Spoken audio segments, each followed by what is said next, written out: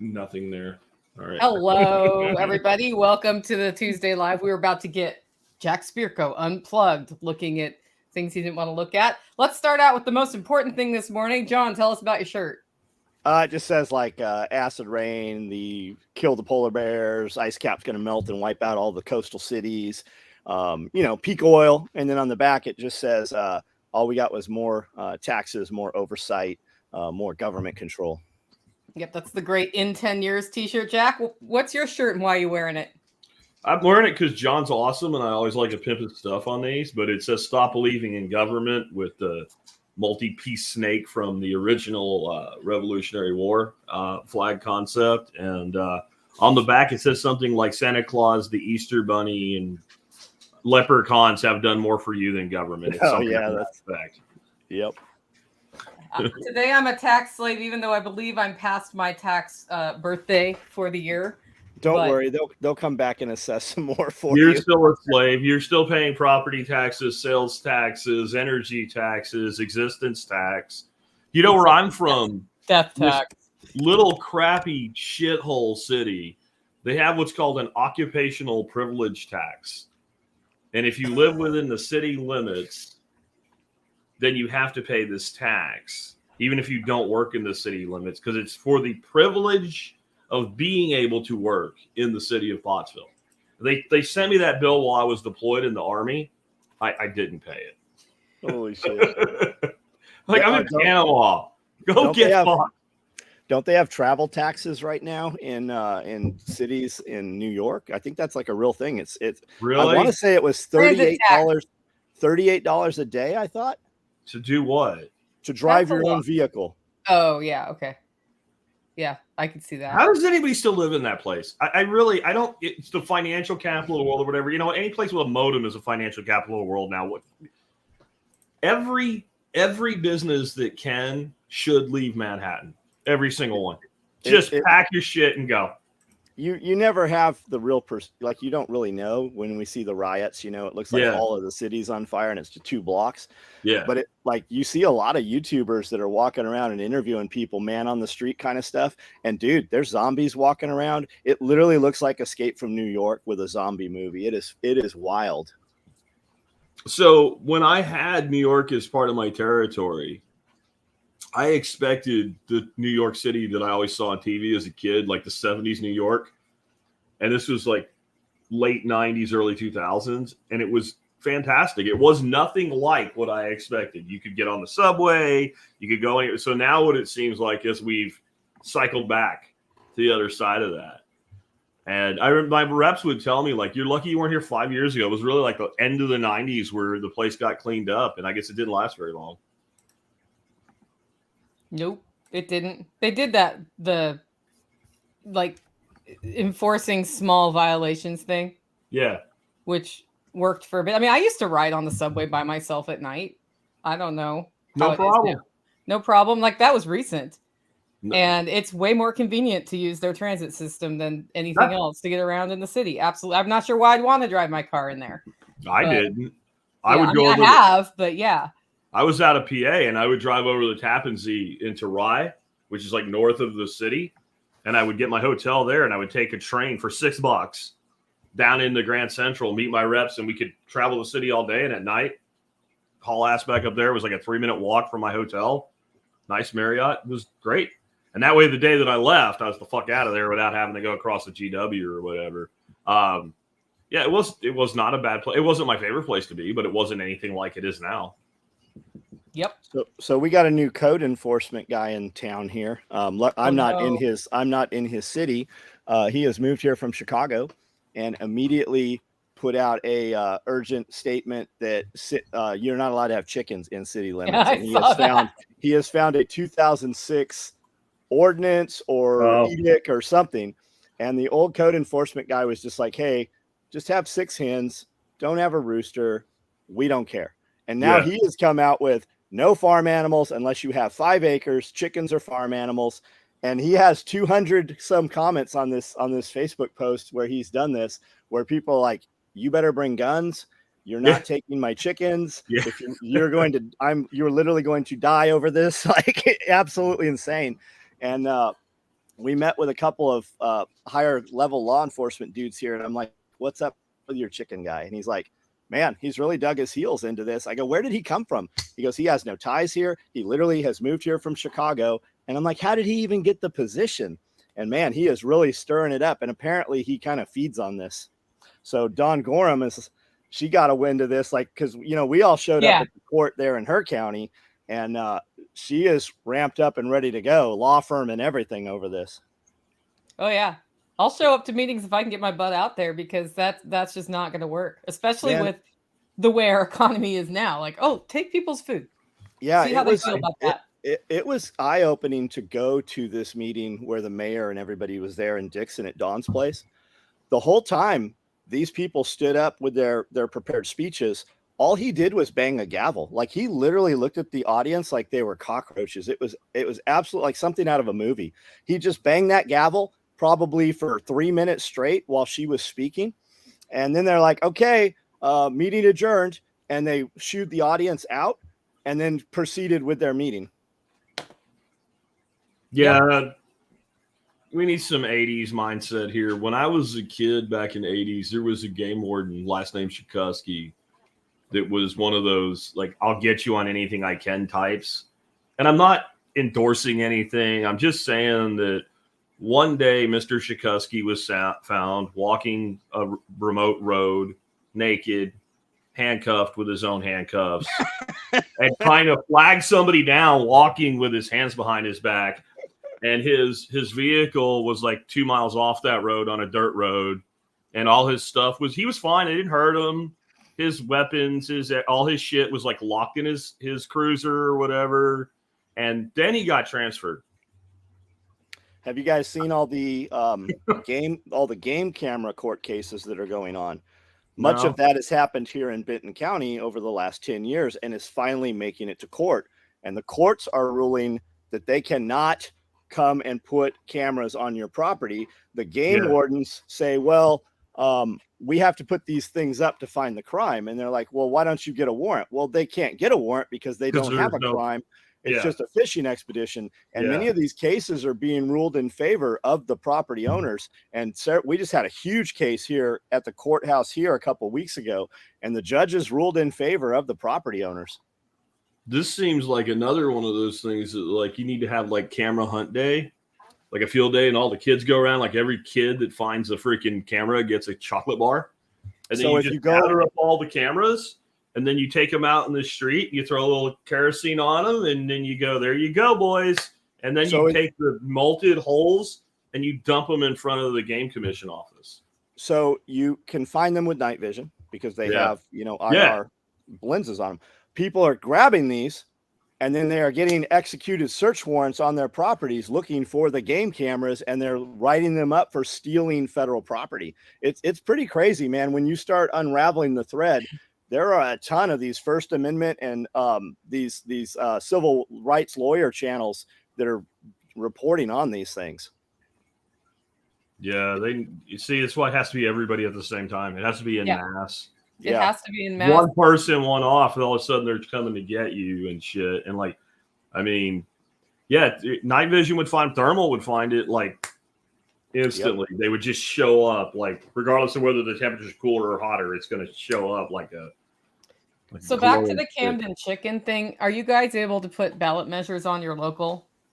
So I have no idea. That can be done locally in Tennessee, but every county's different. And if we had an off-the-shelf, like, diehard food freedom thing, ballot initiative to put on ballots every time this happens, some of the chicken Nazis might decide they're okay with the 6 chickens and no roosters instead of going after that. You're going to make it worse next door now because you're going to make it worse. Yeah. Yeah. I think make it will. Like, that's a FAFO thing. We have so many people that have moved here and started, small regenerative farms. Like, I don't think that the normal population here has any idea how many of them there are here. Yeah, you guys got a pretty cool local food thing starting to happen. Really do, like on a large scale. Yeah. And it's getting better. It is, yeah. Yeah, and you constantly bump into people and they're like doing the same stuff you're doing. We lived 10 miles away from each other for the last 20 years and had no idea that we were even here. Yeah. That just gave me an idea. Of course. John, I mean, I talked to John, I get 9 more ideas, which is exactly what I need right now.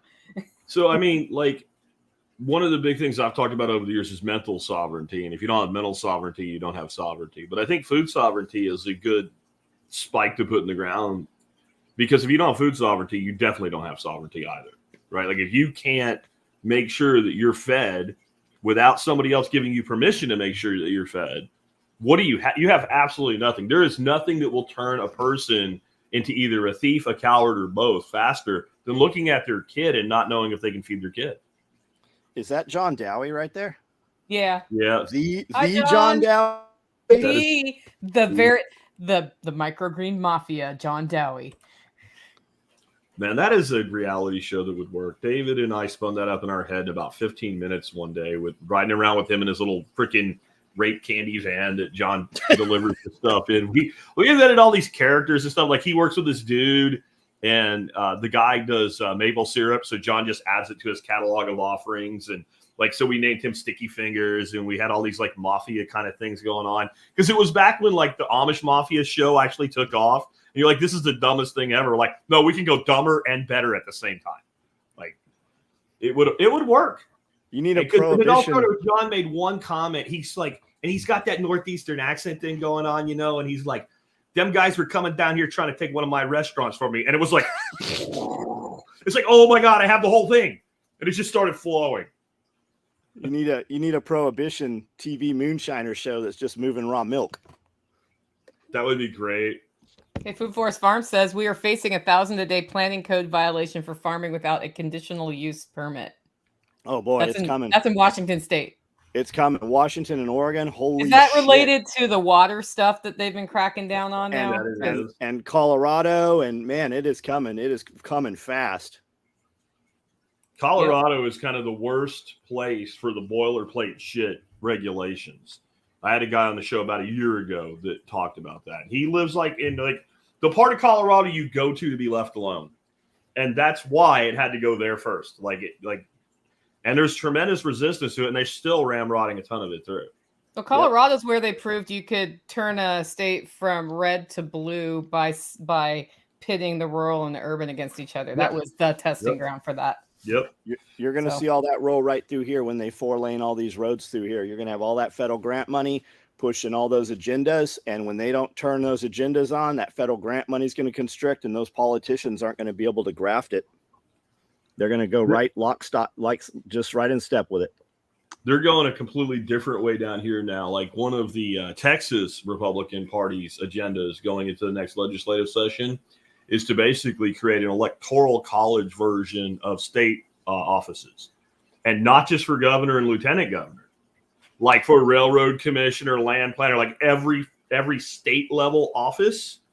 There'll be like, you have to have a plurality of counties. If they do that, there will never be a state level official from the Democrat Party in 20 years. I don't think they'll get it through court, but I know how they could get it through court if they perfectly mimic the electoral college system. So what they would do is basically each county is a vote. Well, you have counties with like 50,000 people in it. We have counties with 5,000 people in it. We have counties with 2 million people. So you'd have to do something like everybody gets one, and then you get one for every state rep that you have in that county. Like that, I think would get through the court system, but otherwise I don't think it'll work. But if they do that, it will push us kind of in the direction of where we were with the Senate at the federal level before. I don't remember which amendment, the 17th or whatever, or the 18th, where they made the federal senators elected by the popular vote instead of by the state legislature. Because right now, if we had the old system, the constitutional way senators were elected, this would be a different country. Yes. They just made 3.5 million new residents, and then 350,000 of those asylum seekers, they weren't granted asylum.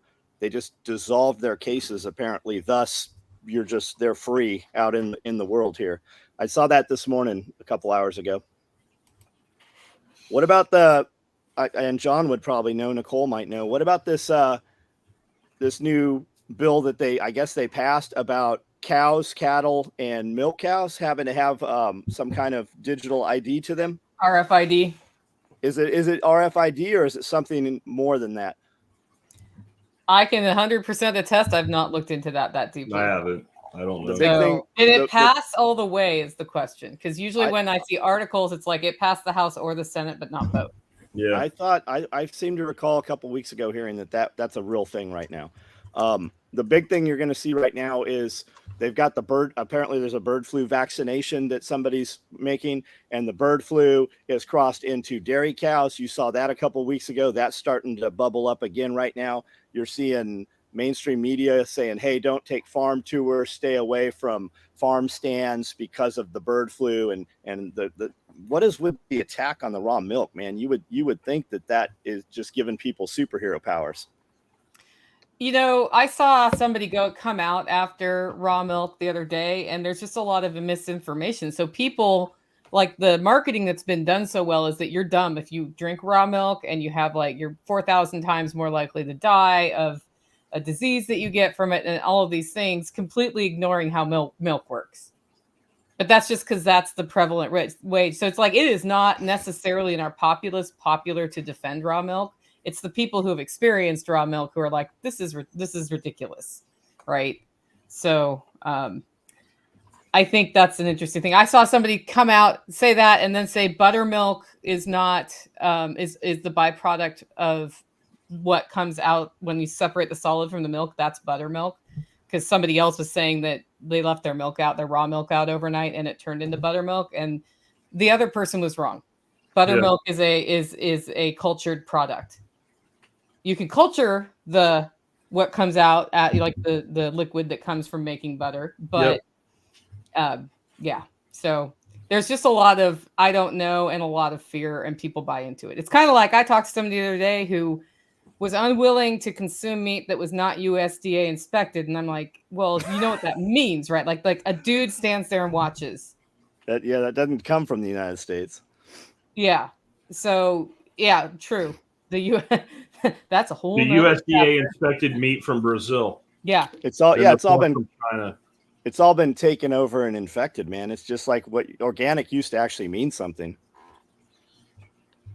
Yeah, it does. Well, organic means carbon-based. That's all it means. Like, the organic label is just complete bullshit at this point. It's sad, but it's true. Yep.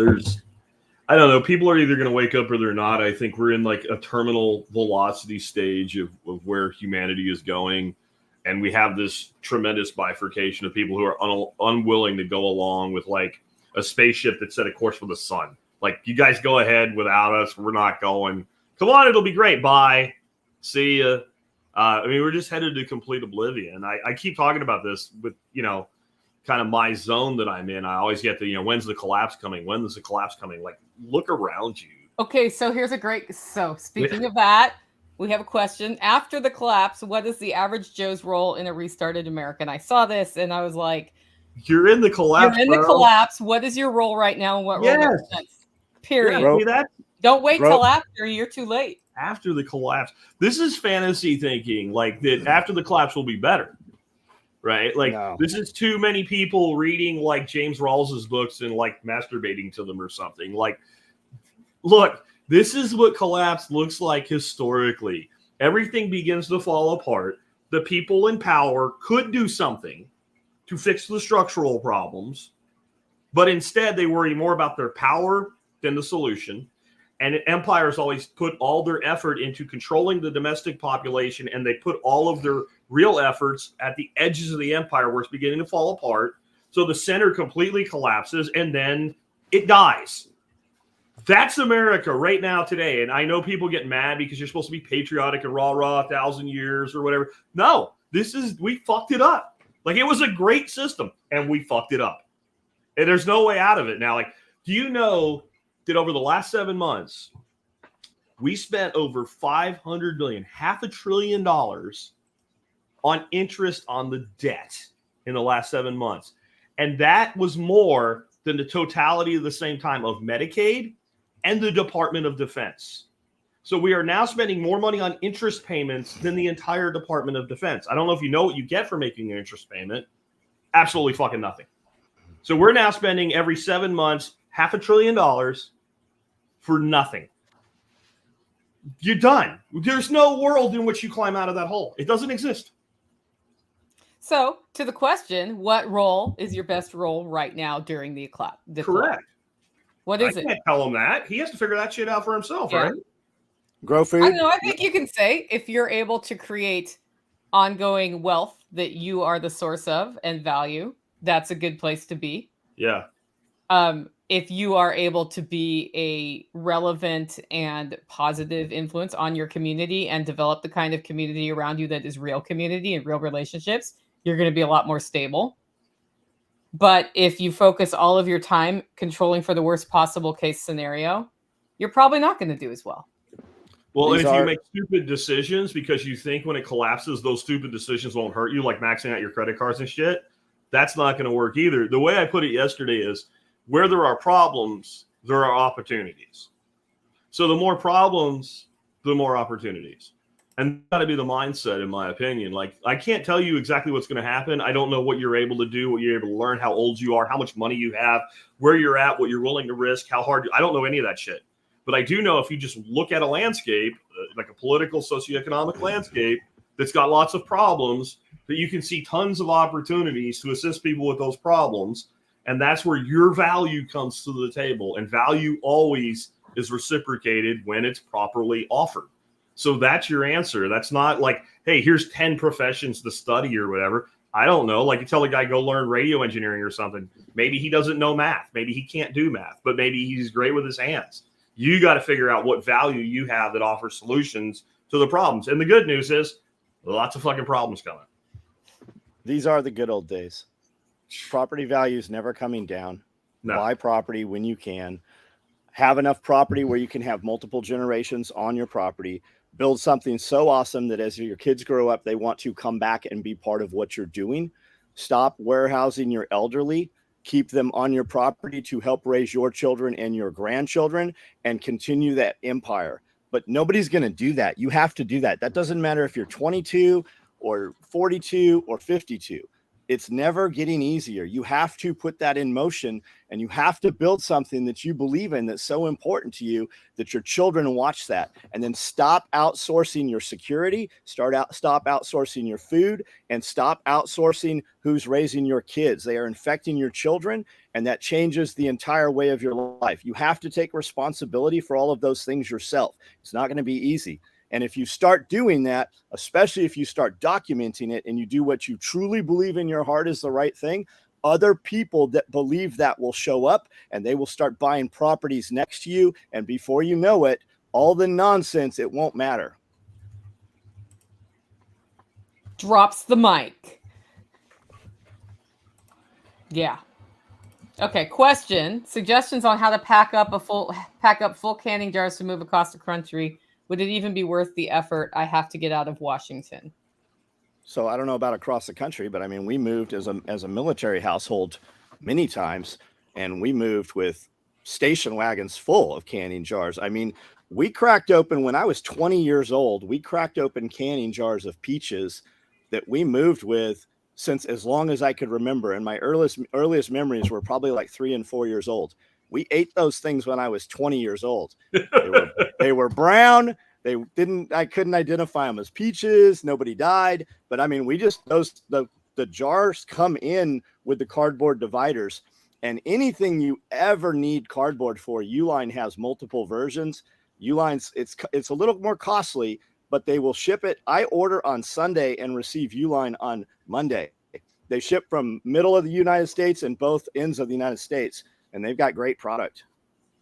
And they make boxes specifically for your canned products with the cardboard dividers. You still have to be really careful with them if you're going to move them. So the question about, is it worth it? How much of that food can you eat before you leave that makes sense to eat? Because empty jars are way better to transport. Yep. And what time of year are you moving? Because the other thing is maybe you can trade that for something of value that you need or sell it.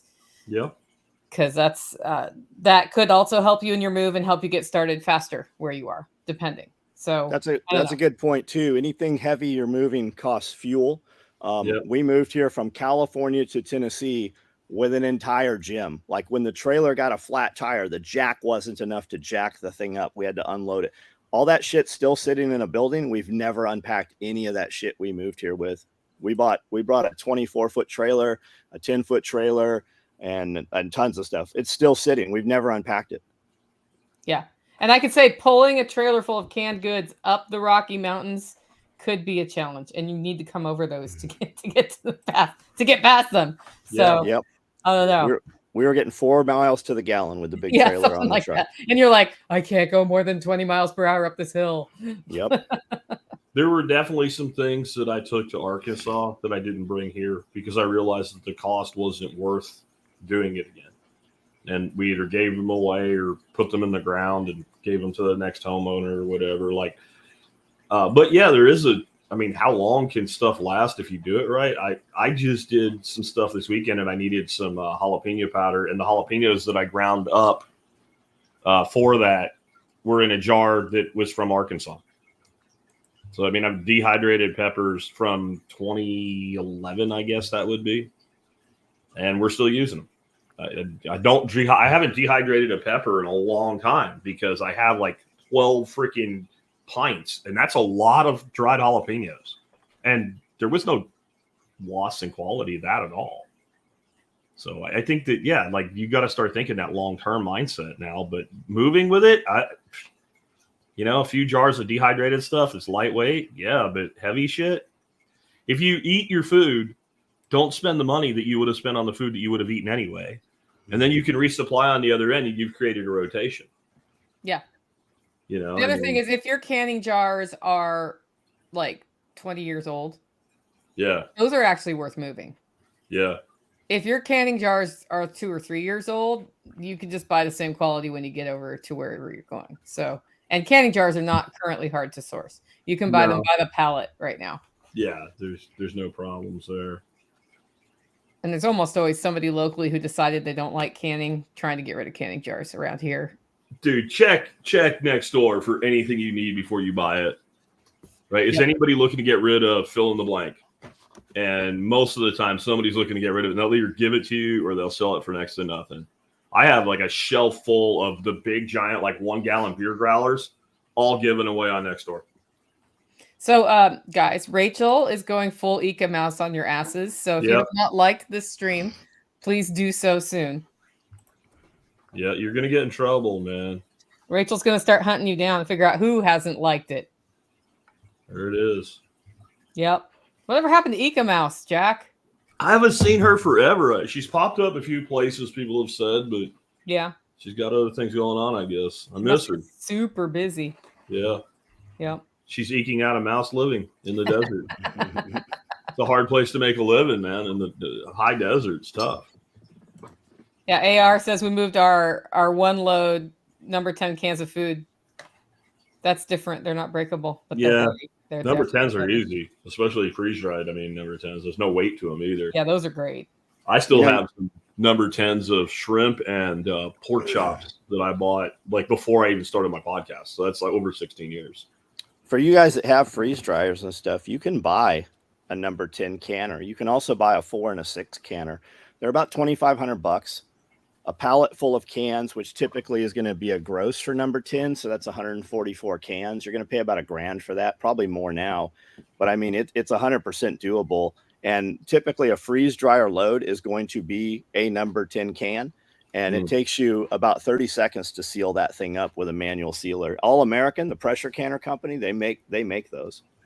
I used to buy, I think the company was called the Carry Company. Yeah. And they're phenollically lined paint cans with a food grade phenolic lining. It's like a gold color. Dude, you could just throw that shit in there, throw an O2 absorber and smack the lid on with a rubber mallet.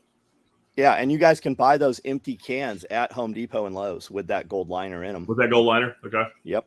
I wasn't sure about that, but we've used those. Like I dehydrated a whole shitload of like lemons and stuff when they were on sale. So we use those to make lemonade or flavored drinks or whatever. I still have tons of those from doing that. Mm-hmm. Mm-hmm. Okay, we have to go to politics, Jack. Oh, okay. Donald Trump was found guilty. Go. Yeah, that was dumb. That is Orange Man 2.0 guaranteed. This is like, and to watch, my favorite part of this, watching these people on the left, like, go, I don't understand what's happening. Well, okay, I believe you. You are that stupid. Yeah, like this was, you almost wonder if they did it on purpose, if they actually want him back. Because it's so dumb. Well, that's the so conspiracy theory out there. You hear Yeah. a lot of people saying that. And I love the people like, I said yesterday, at this point, I want the orange man to win. And I reiterated, I don't vote, and in my state, he's going to win anyway. So I have no impact on this whatsoever.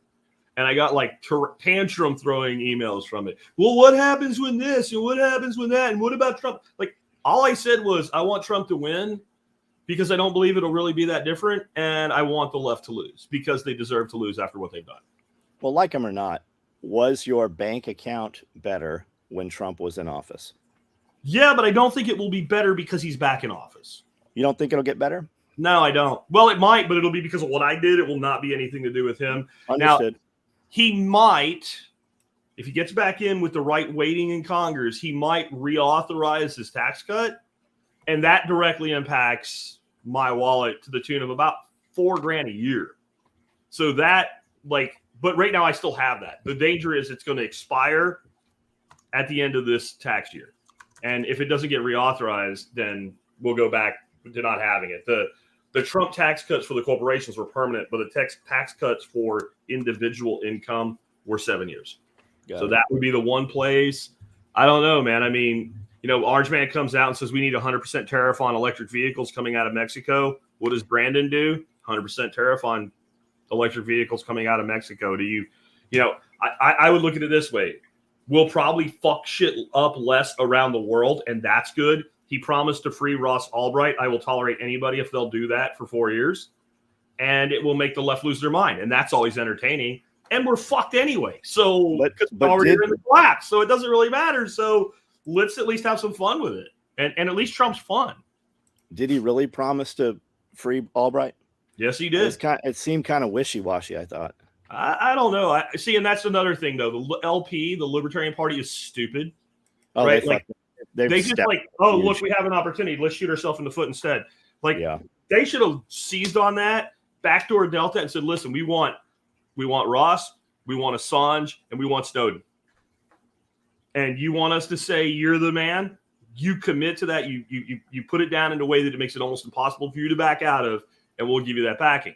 And people say, Jack, but you're not a real libertarian. Like, no, I am not a Libertarian Party member because I don't play politics. But if you're going to play fucking politics, then you have to do things like that or you shouldn't play politics, right? That's sort of similar to the old quote. I don't remember who made it, but if those who do not want power should not seek it. Like, this is how the game is played. This is how things get done in the political arena. It's the art of the probable and the possible. And so you have the probable and the possible sitting in front of you. And instead, who did the LP nominate? A gay dude that's okay with drag queen story hours in men and women's bathrooms. Like the most bizarre fucking thing you could have done, which maybe it's a backhanded way of helping Trump. I don't know. Olivia, you should move out here to Camden or near here. Yep. Worst thing. So I mean, back to this. You said you almost think they want him to win, Jack. I think they do. Okay, so I think you have two candidates who are not good. Yep. No, and nobody really wants to win. This is what I said recently. This is a play out of the Unabomber's manifesto. One of the things Uncle Ted said in his manifesto was you do not want to be in charge during a complete political breakdown because the other side then takes over. So if you're going to be in a complete and total shitstorm, you actually want the opposition in charge because that's your opportunity to truly seize power. And boy, do we have a shitstorm coming. And then you got the political elite. I'm not even going to say the left. It's both sides. They're like, what is this shit that they seem like they're begging for World War fucking III. Like they're just begging for it. Like Russia's like, look, man, we don't really want to do this shit, right? And then we're like, blah, blah, blah, blah, blah, nuclear weapons. And then Putin's like, we have nuclear weapons too. They're like, look what he said. He said he's going to attack us with nuclear weapons. It's like, it looks like taunting on a high school playground, except, billions of people can die. It's so childish and so stupid over such insignificant shit. Like I heard somebody on the news this weekend say that not only is Ukraine fighting for their freedom, they're fighting for America's freedom. Shit. Like, and then nobody says, hey, wait a minute. Like, please could explain how that works. No, everybody's like, oh, wow, yeah, that's amazing. That's a very deep thought. Yeah. That was, wasn't that an SNL skit? Oh, I don't know. If trees could scream, would we be so quick to cut them down? Well, maybe if they did it all the time and for no reason at all. Deep thoughts. Yeah, that was an SNL guy. But yeah, like wow, yeah, they're fighting for how? First of all, they're not fighting for shit right now because they're completely wiped out of manpower. Like, so what Tucker Carlson just said in his interview with Don Jr., I said last week, and that is Ukraine as a country will not exist soon. And what's going to happen is this is going to end. They're going to talk all kinds of shit about how they back Putin down. He's going to get the freaking Donbass region. Like, this is not, you're not getting that back. It's gone. It's as gone as Crimea. But they'll say, without us, he would have marched all the way across Ukraine and then into Poland and Germany or some stupid shit and act like they did something. And now it's up to us to rebuild Ukraine with Russia's money, which they only have a tiny little bit. So it'll come from American taxpayers and taxpayers in Europe. And they're going to come in and Brown and Root and BlackRock, and everybody's going to be digging in that jar to get as much money as they can out of it. And then they're going to go, oh, gee, we don't have enough workers in Ukraine.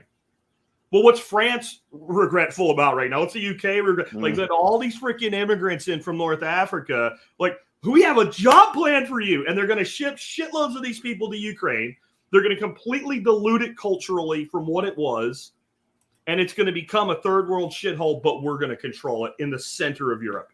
And we're going to spend so much non-money doing that inflation is going to continue to go through the roof. Yeah. And then we're going to blame it on record corporate profits. But that's the big that's plan. The bad guy, record corporate profits, because, you know, once the dollar's not worth as much, even if a corporation makes the same value for value profit, that's a record corporate profit. Yep. And, you know, I don't like to be too conspiratorial, but there's no way they didn't know this would be the outcome. Right? I think we do ourselves a disservice when we convince ourselves these people doing all this shit are stupid. They are not stupid. Now, we have plenty of elected officials who are stupid, plenty of bureaucrats that are stupid, but the people pulling the strings, they are not stupid people. They might be evil, but they're not stupid. And they know what they're doing. They've been doing this for thousands of fucking years. And they knew when they instigated this conflict, there was no way Ukraine could win.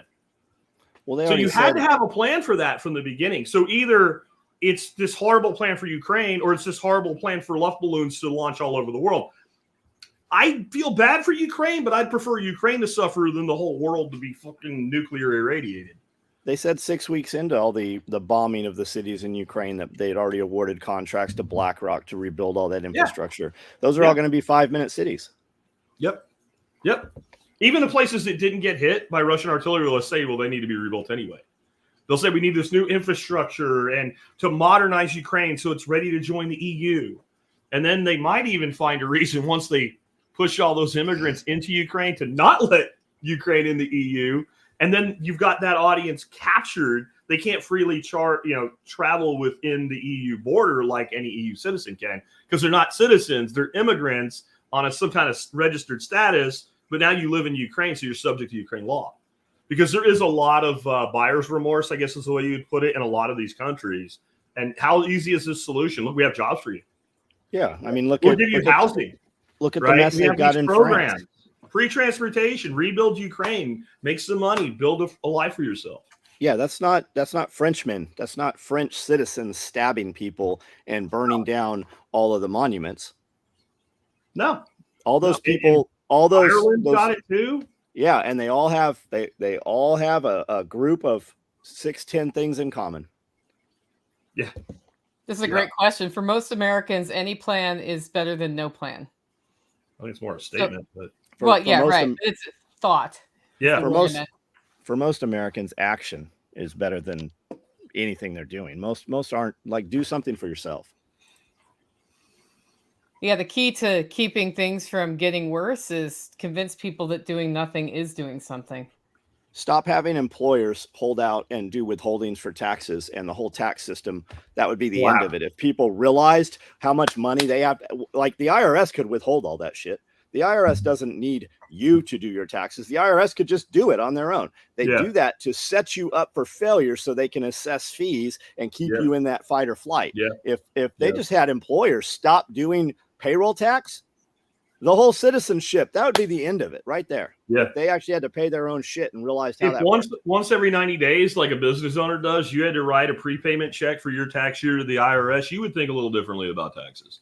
Yeah. And if you were matching your own fucking Social Security, I mean, that is something people do not understand. If this is not on your radar, you are about to, on an online business, you are about to have to collect taxes for every state that you ship to, even though they're not in your state. That's coming. If you haven't heard that, it's only because you're not doing enough revenue, but it is creeping down into lower revenue companies. You're going to see that happen, and you're going to be responsible for that withholding and that payment to those states. You watch. It's happening right now. And the filing fees associated with it. Yep. They could do that automatically through the program that's telling you have to do it. They are putting it on you intentionally. Yeah. Yeah, because that's basically farm. What do you think they hired 80,000 new IRS agents to do? Audit billionaires? Like if you go the number of billionaires in the United States by that 80,000, like every billionaire would have 13 dedicated, actually I did it with people worth 100 million or more. It was 13 agents dedicated to every single taxpayer that was worth 100 million or more dollars. That's not why they're there. That's not why they're there. Do you think they're going to do that? No, they're going to send letters of demand to somebody that makes 50 grand a year who say, well, I got audited. And I've talked about this before. No, you didn't get audited.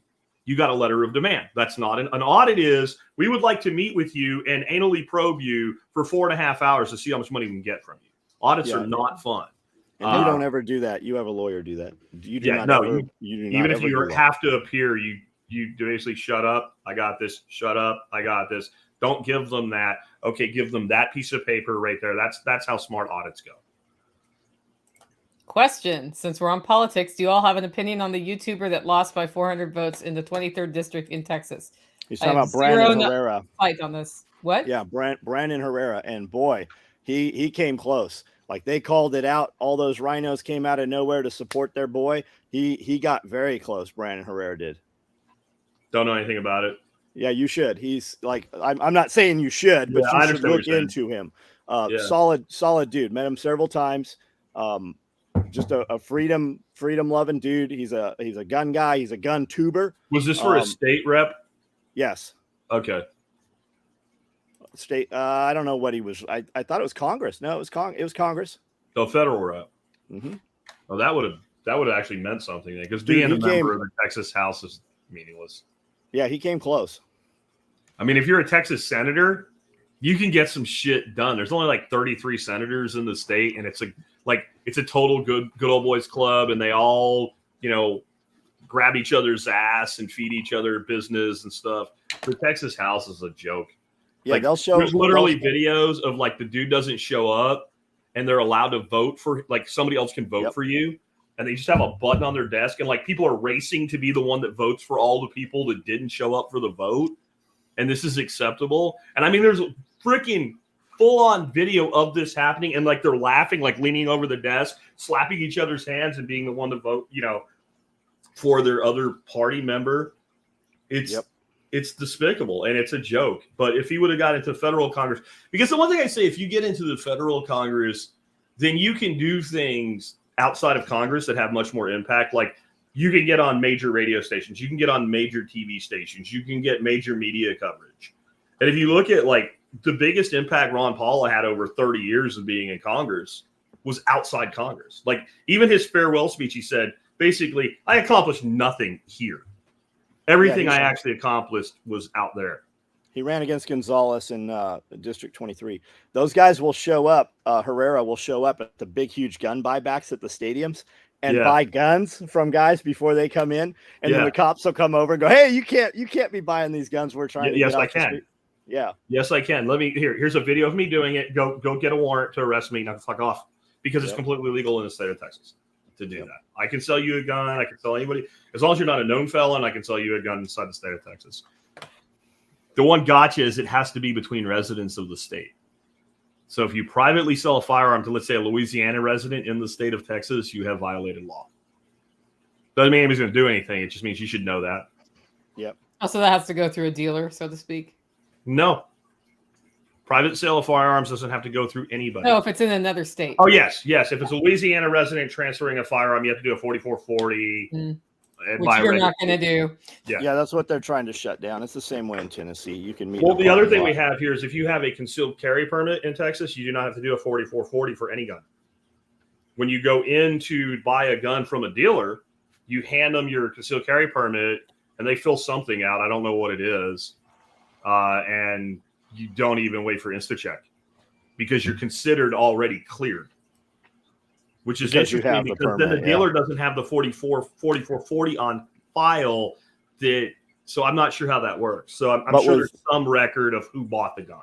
But with all the states picking up constitutional carry, you have a huge downward departure in permits. So now they are back to doing 4470s or whatever, the 40, that form 4, because most people now are not getting concealed permits because they don't have to. Yeah. Oh, I just learned something, Nicole, from the giant ginger man that's living at my house for a couple of days. Yes. Wait, you let him into my room? Yeah, he's in your room. Well, he's not here right now. He's down at the Air Force Base doing some work. Naval Air Station doing some work. But he just got his first suppressor. And apparently, and I didn't know this, they've streamlined the tax stamp process. It took him 48 hours. Yep, 2 days. To get his suppressor. And the company he's using, I'm going to have to find out the name of them. They're doing individual trusts on any NFA tax stamp. So, like, the problem with that is, let's say that, like, I had a trust and you were a member of my trust, Nicole, and I buy a suppressor for that trust. Well, you have to be part of that background check as a trust member, right? But then anybody in the trust can use the suppressor with the stamp. But let's say that I decide I want to buy a second one or an SBR or something, and I want to put that into that trust. Well, I have to go through all that shit again. I have to get information for, like, we have to do it almost like a brand new one. So what this company's doing, I think JR said it's $140. You get one trust per device. And then if somebody else doesn't want to be on that one, you just don't worry about it. That's because also, if I add it to the trust without dealing with you again, then I have this unbalanced, like, it doesn't work thing going on. So you can get it within a trust, because that really is the way to do any NFA device, so that, like, when you die, the trust just continues without you. Yep. It can just, you can have your kids on there, so it just passes straight to them or your spouse.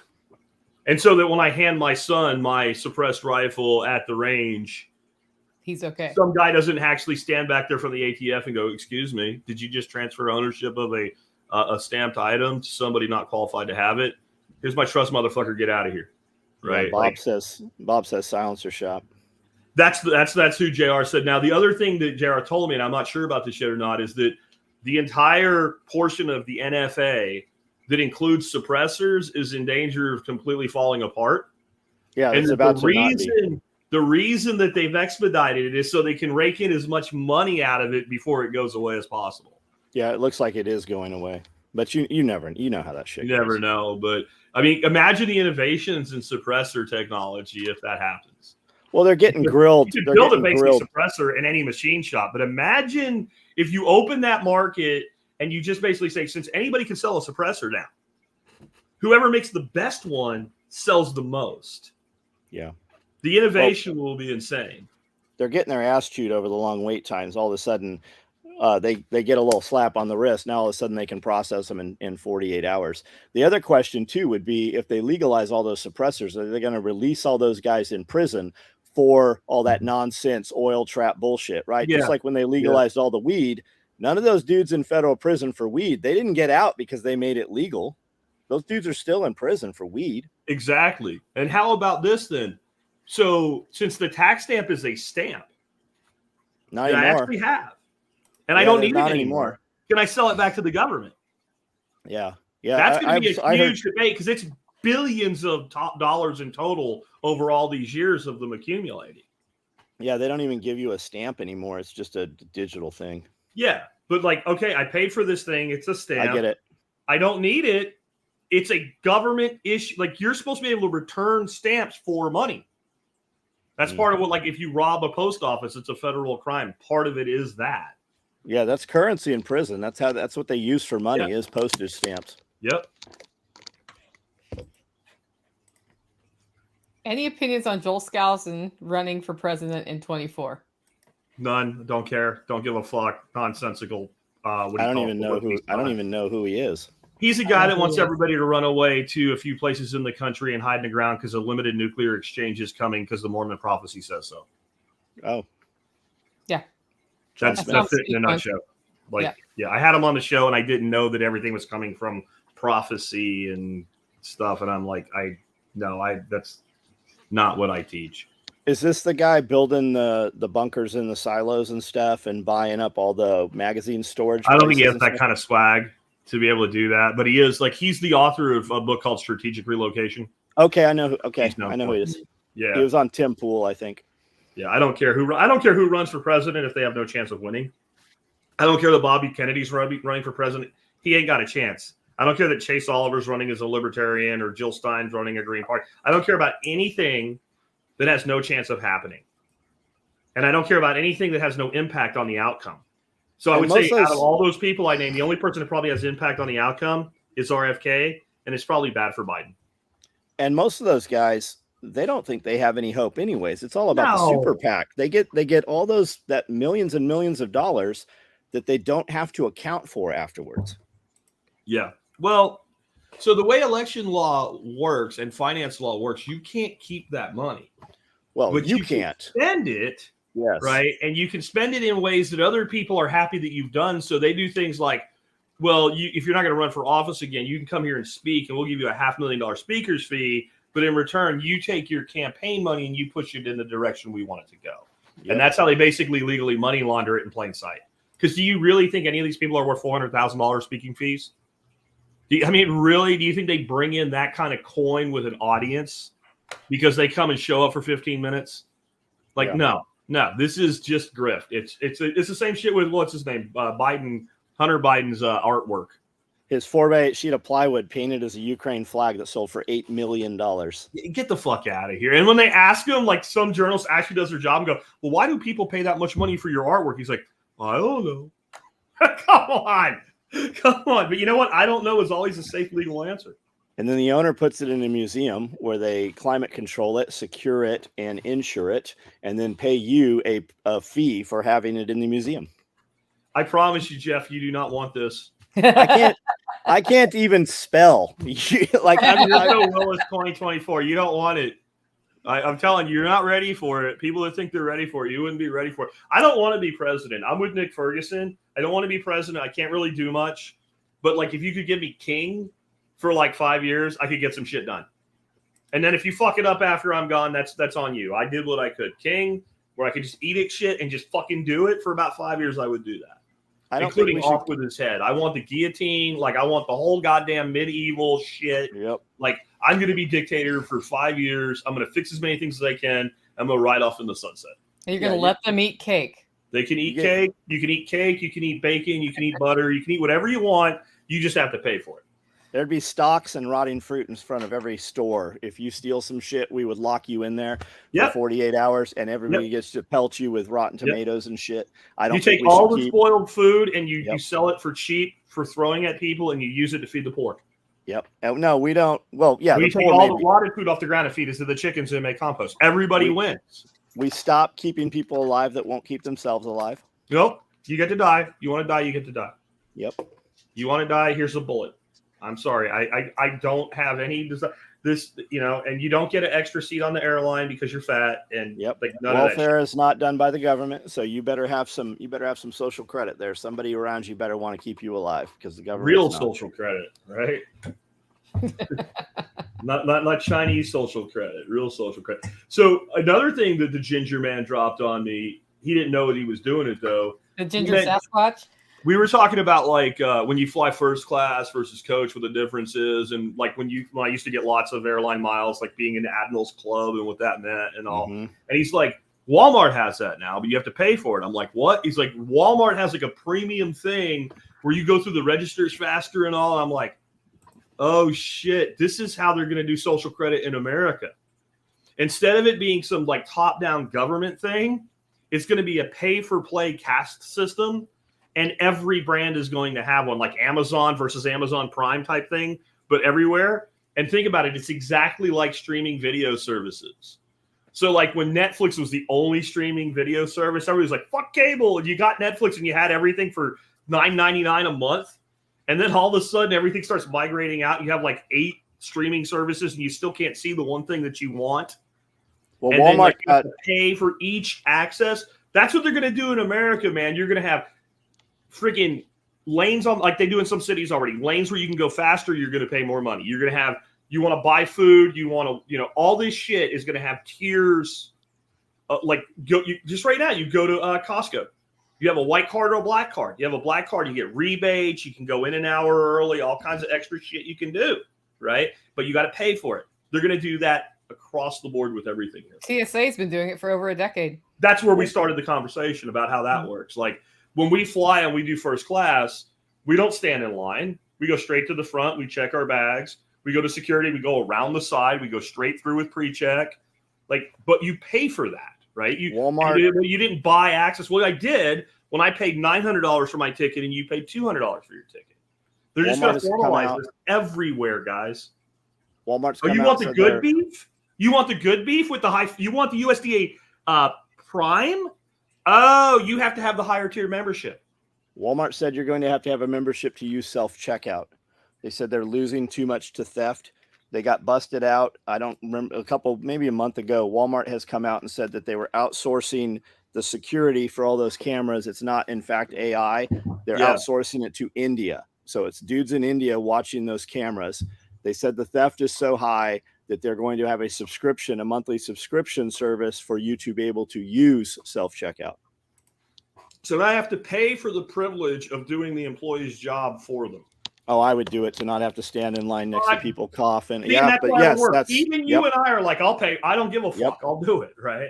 Yeah. I probably won't do it with Walmart because I barely ever go to Walmart, because if you want to feel sad for your country, go to Walmart. And if you really want to feel sad for your country, go at about 11:30, very close to the 1st or the 15th of the month. And that's when what's you really just weep for America.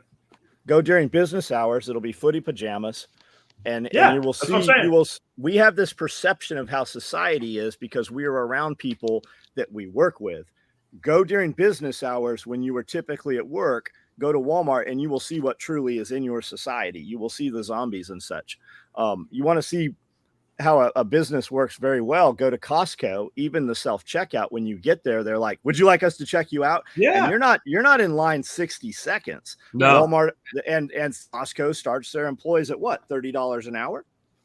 Great benefits. Like you can't pay shit prices and have good employees. Good employees are already employed. You have to pay enough to get them to come from somewhere else.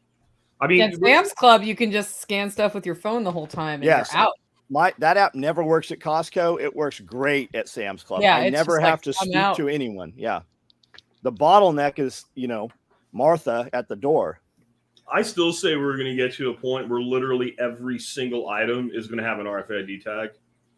Well, Walmart already does. The action of putting it in your cart, that will be it, and it'll come off your account and you walk out the door. And if you steal it, like you put it in your sleeve or something, it won't matter. It's still going to be proximity close enough to set the thing off, and it's going to charge you for it. And then the poor lady at Costco that pretends to check all your items and puts the mark on your receipt, she won't have a job anymore. The Amazon stores had that. They had the RFID tags. They have shut the Amazon stores down due to theft. There was no employees there. Yeah. Those stores even somewhat stocked themselves. 2000, Walmart required because we were being shopped to put some of our products in Walmart back when we were in Oceanside. Every product coming in the store has to have an RFID tag. They don't do an inventory at Walmart since 2000. Everything coming through the door has a tag in it. They know what's in there and what comes through that door. They don't have human beings doing inventory. What they need is the technology to prevent the theft. Yes. I don't know what those people are doing to get it in without. And then you get into the little minutia products that don't much of the rhetoric for the whole pallet, right? Like the stuff that sells for 50 cents. Like you can't put an RFID tag in every pack of gum, right? Much of the conversation is happening because of the municipalities that are not enforcing the petty crime when they come out And you see the smash and grabs. So what do they say on there? I mean, they shut down 6 Walmarts in the Atlanta area over that. They shut down all of Walgreens, pulled out of the San Francisco area. The entire mall up there has completely collapsed. So I think the next phase of this is self-enforcement, that you're going to have a membership to shop any of these stores. And you're going to have some kind of account on record or whatever. And if you get caught stealing, they turn off your membership. I think part of it, the self-enforcement, is people are just tired of this shit. And you are seeing a lot of videos of dudes getting their ass kicked. Holding them dudes down. Yeah. I saw one. It was like a Lowe's or Home Depot parking lot the other day. And like 5 dudes just went out and grabbed these 2 guys, just kicked the shit out of them. So and the Home Depot employees going, no, don't do it. And they're like, no, fuck that. Like, I do think there is some of that. People just like, I'm not tolerating this anymore. Like, this is something I can do. Walmart's goal was by 2025 that it was 40% by 25, 60% by 26, I believe. They are breaking their stores in half and building mirror stores. You are not going to go to Walmart anymore. You're going to do delivery from Walmart, which we do probably 70% now. And a shopper goes in and shops. They do not want you as the customer in the store. And a lot of the speculation is, as things tighten, the economy tightens, just like in Russia, you show up, you don't get to pick what kind of potato or apple you get apple or potato. Yeah. And that's what a lot of that's about. I was just in a Walmart, the ghetto Walmart over in Waverly. The one here in Camden is much nicer. They just remodeled that thing, and about 20% of the back store is coolers and checkout. Like that store footprint inside is less for you as the consumer because they're moving to that model. People don't realize it's happening. I think we're being programmed because it's so much more convenient just to get that pickup. Yeah, or it is. Like it is. I ordered all the stuff I wanted online for my camper before my last like big long trip. Yeah. And it took me 5 minutes to pull into the parking lot, say I'm here, and some dude's throwing it in my car.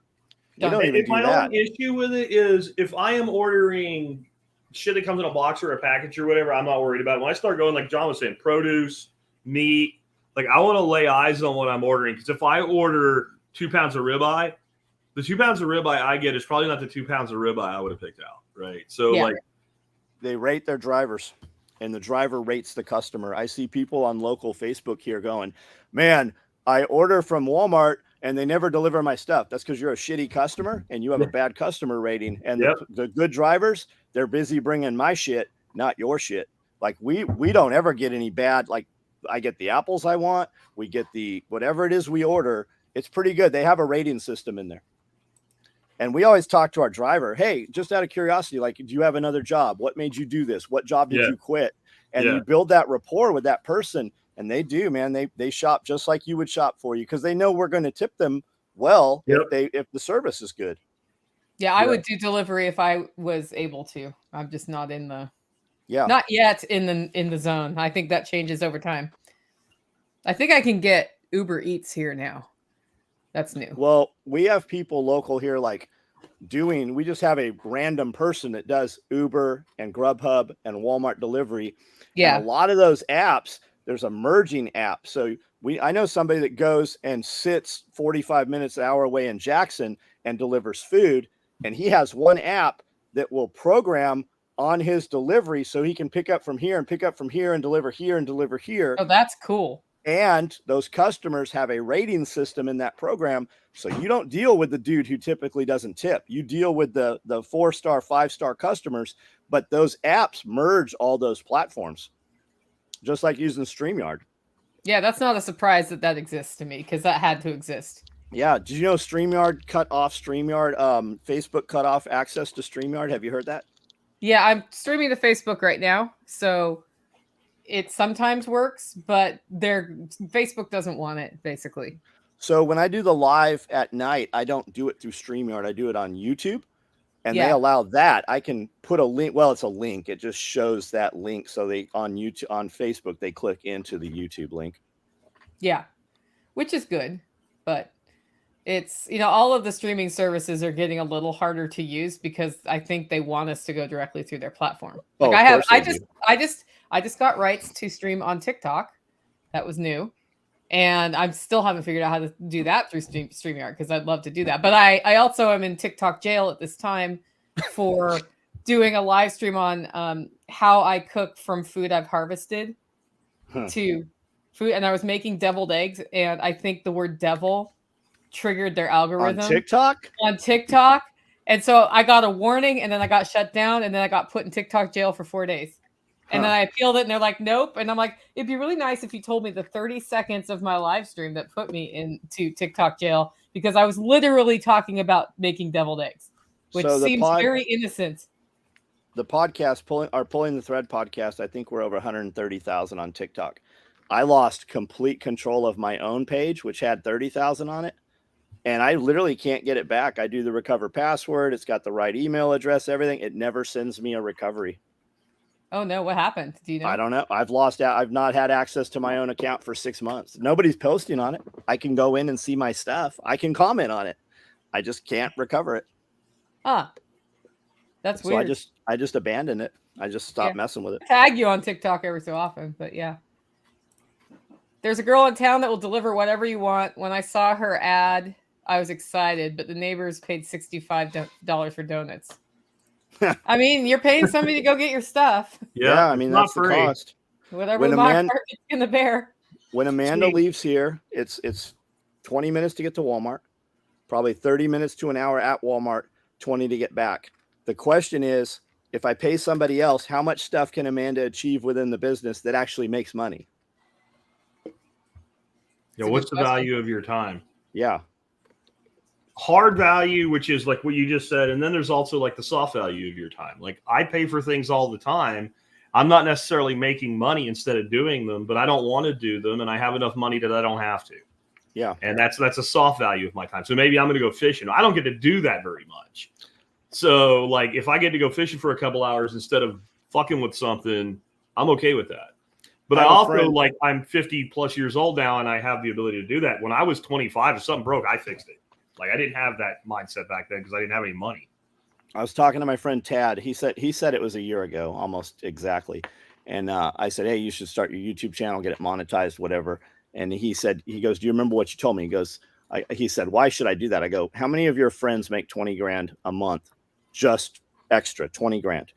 And he said, I do now. I make 20 grand. And he was saying that. He goes, I like to go do this myself. I go, Tad, what could you do in the hour that you do this? He was optimizing. Somebody hit him up to optimize all his videos to get them to 100% optimization. If you use vidIQ and you pay the $25 a month, it will show you what you're lacking to get you to 100 so that it pushes. And vidIQ is awesome. And he goes, these guys always hit me up to do it, and they'll do it for $10 a video. He goes, I just like to do it myself. And then I message them back, and I'm like, I can do that too. I go, but Tad, what they can't do is make a video. And when you make a video with your click-through links and your monetization, you're making $5 grand a video, bro. Yeah. Like, just give them the $10. Just let find a dude that you like, that you interact with well, and use that dude.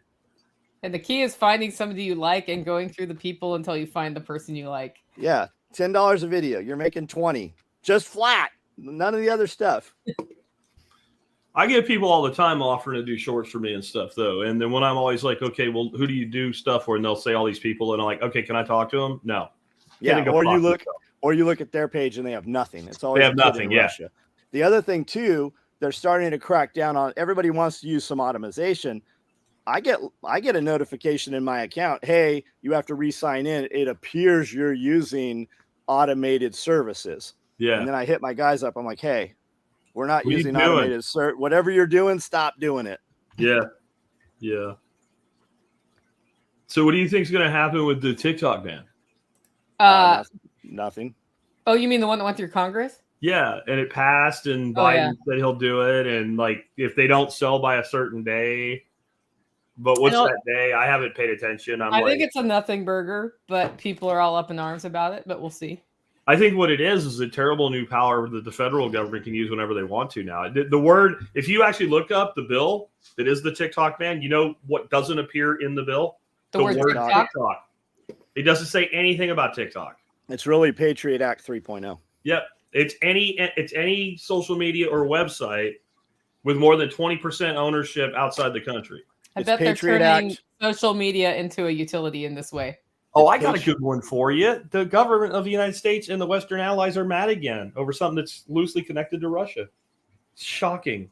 The country of Georgia, not the state, special people, the country of Georgia, there is one, former Soviet republic, has good relations with Russia, decided that they really don't think it's a good idea for foreign companies to have influence in their country without knowing it.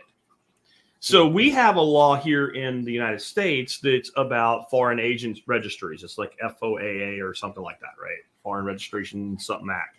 So their law is almost boilerplate copy of ours, except it's less stringent. If you fail to register, if your company has more than 20% outside influence or your lobbyist firm or your NGO or whatever, you get a fine. In the United States, you can get a fine and go to prison, right? Okay, so they have like a less restrictive version of this law that just basically says if you're engaged in activity to influence things in our country and more than 20% of your money comes from outside of our country, we want to know. The U.S. is threatening sanctions against the tiny nation of Georgia over this. So it's another example. It's totally okay when we do it. It's not okay for another nation to say we want to know if we have foreign influence in our country. Do you remember 4 or 5 years ago? What's that? Remember 4 or 5 years ago, you were all locked out of your business accounts on Facebook because they needed you to give them a driver's license or identification to show what state the business resided in, so that of the outside influence bullshit. I do remember that. Yeah. Well, all of this shit now, like when I just redid my license, I ended up having to wait 6 months driving with an expired license because I couldn't go to my own DMV and get in. And I had to bring like all this shit that I did the first time I got the license, but it's all because Real ID is finally going through, sort of. And it's like, but if I was an illegal immigrant, I could just go down and get a driver's license. Yep. Or not even need one. Yeah. Not even need one. Yeah. Yeah, it doesn't make any sense because literally it's all the stuff I had to show when I came to Tennessee to prove citizenship in the United States. Yep. And my address, where I still am. I've had the same driver's license number in the state of Texas since 1993. Like even when I left for 3 years and I came back, like I was still in the system. My license never expired, and it didn't somehow, like when I got the PA license, it didn't expire, or like they didn't cancel it. So when I came back to get my license, they're like, "Oh, you're already here," and they just gave me my own number back. So I've had the same number since 93, but you got to verify who I am now. And I was like, I bet you if they wanted me for a crime and they were serving a warrant, they would totally believe I was who I say I was. It was like just a ridiculous amount of shit you had to do just to renew your license in a state where you've lived for 30 years? The guy asking about the chamber oil vacuum oil. Yeah. There's a lot of stuff. There's a ton of stuff you can use. I believe we get ours from Websterant. Comes in a gallon. You're not going to use much of it at all. We use our chamber vac a lot. We do not change our oil a lot. So I change the oil in my chamber vac probably twice a year based on the volume. And I filter it just like I filter my freeze dryer oil because I have the oil pump. And I use the same oil, which for me is called Black Gold, which I get off Websterant. And with 2 gallons, it comes in a gallon jug. With 2 gallons, I haven't ever had to buy more. Like not in 5 years. Get you a Brita water pitcher or a pure water pitcher and use that to filter your oil through. Oh. Yeah. Well, I actually did the toilet paper filter. Yep. So you take the Brita filter out and you there's a video that I would be happy to send a link. So you pull the tube out and then just cram the whole roll in there? Okay, that'll work. I can see that working. So they now ship them with a filter they've made. The toilet paper filter works better. Okay. Scott tissue is the best, which is the worst, toilet paper in the world. But it's cheap, and once a year I just replace it and use it to start the next fire in the pit. Yeah, for the freeze dryer it isn't though, because you're changing. Okay. Like I'm gonna do garlic, and then I'm gonna take that oil, I'm gonna filter it and put it aside in a jar labeled garlic because it will bring garlic. Oh, it's gonna smell like garlic. Man, if you do any seafood, my entire building will smell like shrimp. Even we did a bunch of canned chicken. We bought a bunch of big cans of chicken. We were going to freeze dry them. The whole building smelled like tuna fish. For days. You would come back in and you're like, oh my God. Yep. And if you do candy, your whole building will smell like candy. Which is okay because that dissolves, it wafts away, but that tuna fish, man, it sticks in the walls. Yep. That chicken. Tuna is either sashimi grade or it's cat food. Well, yeah, but this was chicken. Like it still smelled and like canned chicken is also, yeah, probably tuna. Probably tuna. Or tuna. Chicken. You were doing canned chicken. Yes. Okay. All right. I can see that though. It'd be really easy, right? You just pop it out, pop it in, and do it, and you got freeze-dried chicken. Because we're not for a freeze-drying lot less than buying freeze-dried chicken. Yeah, and we're not running that stuff to eat on Saturday night. That's for in case if we ever need to add it to a base. That's a year's worth of food while you're waiting for your crops to 10x. Yeah. Which I'm 100% confident John can do if he ever needs to. We can. Yeah, we can. The same skills that John has in scaling his business, he has in scaling his homestead. Yeah, we have plans to just take over everything. Yep. This makes sense. That's something people don't realize. You start your homestead and you can't scale, learning to scale. The way you learn to scale is learn to scale anything. Yep. Yeah. Don't scale beyond your needs or your ability to manage is the other side. Yeah, 140 tomato plants will do less than 40 tomato plants done well. Ask me how I know. Yeah. Yep. And now I'm raising 30 this year. Yeah, I get hundreds of pounds 8. of tomatoes off them. Yeah. I've got 8. Yeah, 8 more is tomatoes good. than we need. Man, we never do tomatoes, and we did this year with just cherries because I can, if nothing else, when we're watering the garden, I can eat them. And we've got hundreds of cherry tomatoes out there just falling off the vines right now. I think I've got 9 quart jars of dehydrated cherry tomatoes. If you're not familiar with how much a cherry tomato shrinks during dehydration, that is a lot of cherry tomatoes. I'm probably good to die. And they're great to half them and just put them on the dehydrator. They make sun-dried tomatoes that way. Yeah, great for salads. Straight in half. And then they're perfect when you cook and you want tomato in what you're cooking, just a handful. Somebody sent me a I think it was a Instagram short video of 5 things you can't feed your chickens because it'll kill them. And tomatoes were on there. And I said, man, we feed all of our scrap tomatoes and our tomatoes walk around pooping those seeds out. We have tomato vines all over the property every year. And then onion. And I go, maybe onion will kill them. I don't know, but they never eat it. We put it all out there and it composts. And because we use that deep mulch system and they don't ever eat it, but it breaks down out there. Have you, if you're a hunter, you know what you never see? You never sit up in a tree. A deer comes through the woods, eats something, and falls over and dies. It's like animals have this in trend, everything except a cow. A cow will fucking kill itself, right? A cow just seems like a toddler. Where they reach that stage where you have to prevent them from killing themselves 9 times a day. Cattle will kill themselves with things that wouldn't kill them if they didn't overeat it, but they're a cow, so they do, acorns. They'll eat acorns until they get toxic from the tannins and shit. Or I've seen cattle get impacted from eating those Osage orange things, right? Because it's sticky and gooey. But everything else, pretty much, I've never had a chicken just die because it ate something. No, that's not a thing. And tomatoes, man, they eat tomatoes all the fucking time. Yeah. And also, Jack, you're a jerk because you did a show on seeds this year, and I have all of my tomatoes worked out. And then you mentioned those strawberry tomatoes. Yeah. Those are now in my rotation. Okay. Yeah. So what I like to do is get other people to do shit. So I was like, I don't have to buy any seeds this year. I'm good. And I'm like, dang you, Jack. They look pretty cool. Yeah. Well, hopefully I'll have some I can bring down next time I'm in your neck of the woods. You can try them. We'll see. Builder of Castles says, what level do you process tomatoes for canning? Puree, sauce, spaghetti sauce? What do you do, Jack? I don't do any canning of tomatoes. I do dehydrated tomatoes, and if I want some that are more fresh for cooking, I cut them in half, throw them in a bag, vacuum seal them, throw them in the freezer. That's it. I don't can anything anymore. If I'm talking about canning, that means I took a dry good and vacuum sealed a ball jar. I just don't steam or pressure can at all. Okay, canning is part of our regular rotation here. And the way I figured out what I wanted to do with my tomatoes is based on what I use my tomatoes for year round. And so what I do is I will make my first priority. So I have priorities too, because it's based on how many tomatoes I produce. My first priority is about 24 to 36 jars of salsa that I will pre-make. And that's about the only thing I can with tomatoes that has other things in it that is straight out of the jar product, because my opinion on canning is it's better to have base ingredients than pre-made stuff, except for salsa. Like we just use salsa and it's delicious. Yeah. Then I do tomato sauce up to about 12 jars, but that was not quite enough this year. So I'll do 14 jars.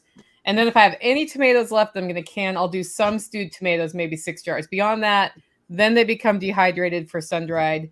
And the other thing to do with them in my world is to freeze dry them and make tomato powder.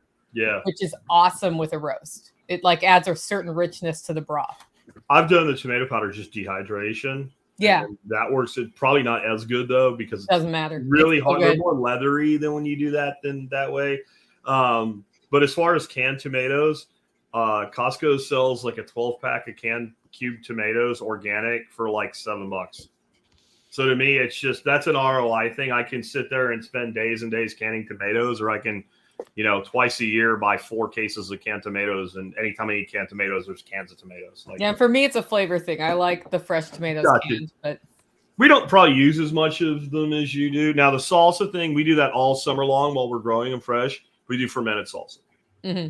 We'll do like some poblano, some jalapeno, some cilantro, some tomatoes into a jar, salt, airlock, 3 or 4 days, and that's fantastic, right? But I did a badass fermented hot sauce with tomatoes one year, and the way I did it is I filled the jar with tomatoes first, about halfway, and then a quarter garlic and a quarter jalapeno pepper, and then weighted it down with a brine.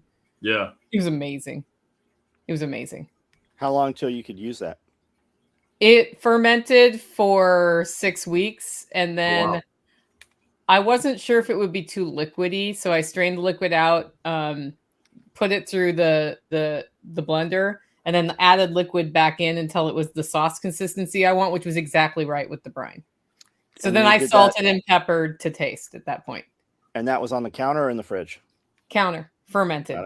Got it. So yeah, the reason I did the tomatoes first was the tomatoes will break up and the juice comes out the top if you're not careful with them. So I wanted other chunks on top of them, holding them below the brine. And the garlic and the jalapeno peppers, which I chunked up large, were very easy to weight down. Tomatoes, because they're squishy, if you put them on the top of the jar, you run the risk of them coming above the brine and you inviting mold into your ferment. Yeah. We've been growing a lot of mammoth jalapenos. They're really big. And then jalapenos, which have a very, very low Scoville. And then we just slice them open, and I use the pressure nozzle on the sink. We blow the seeds out and then set them, let them dry, put string cheese in the middle of them, wrap them in bacon, put them on a pan, and you get about 4 of those things, and it's an entire meal. It's very hearty, those big mammoths. The thing about the string cheese is it's not real bad about oozing out of the pepper. It's correct. And I just don't care for cream cheese. Yeah, I like cheddar. We do the same thing you do. We grate like a really sharp cheddar and shove it in the pepper and wrap it up. But the string cheese thing, I can see that because it's a high temp melt. Yeah, it works well. I tried them one time using the lebna that you make out of yogurt, because it doesn't really melt either, but it didn't take, like, the whole thing that makes the cheese work is as the bacon cooks, the grease goes into the cheese, and like that lebna just doesn't absorb the bacon grease well. I could try it again, like chop the bacon up and mix it in. Oh, that worked. Yeah. Or get bacon jam from Curie and mix it in. Or another cool thing you can do is you just wrap the peppers in bacon, no cheese, and make some good queso, and then you're dipping, right? You use them like chips, and now it's keto. Yeah. We just totally... It's kind of fun to hang out with people where we're talking politics and preparedness and economic stuff, and then we're talking our favorite jalapeno popper recipes and shit. Yeah, gardens. My find this year, I try to find something every year cool for the garden, has been something that I really didn't think would be a big deal, but I'm loving it, is safflower. Okay. So it's a fantastic cover crop interplant because there's a huge taproot. Basically, you can use it as a cover crop by itself. But the petals of the safflower are basically a stand-in, like an ersatz, for saffron. And so every day I just go out and pull all the mature petals off and let the seed heads continue to mature. And what I'm going to end up with is like this huge amount of this fairly expensive spice. And it's just an interplanted, the bumblebees love it. Like first thing in the morning, there's bumblebees all over them and all. So that's my find this year is safflower. Yep.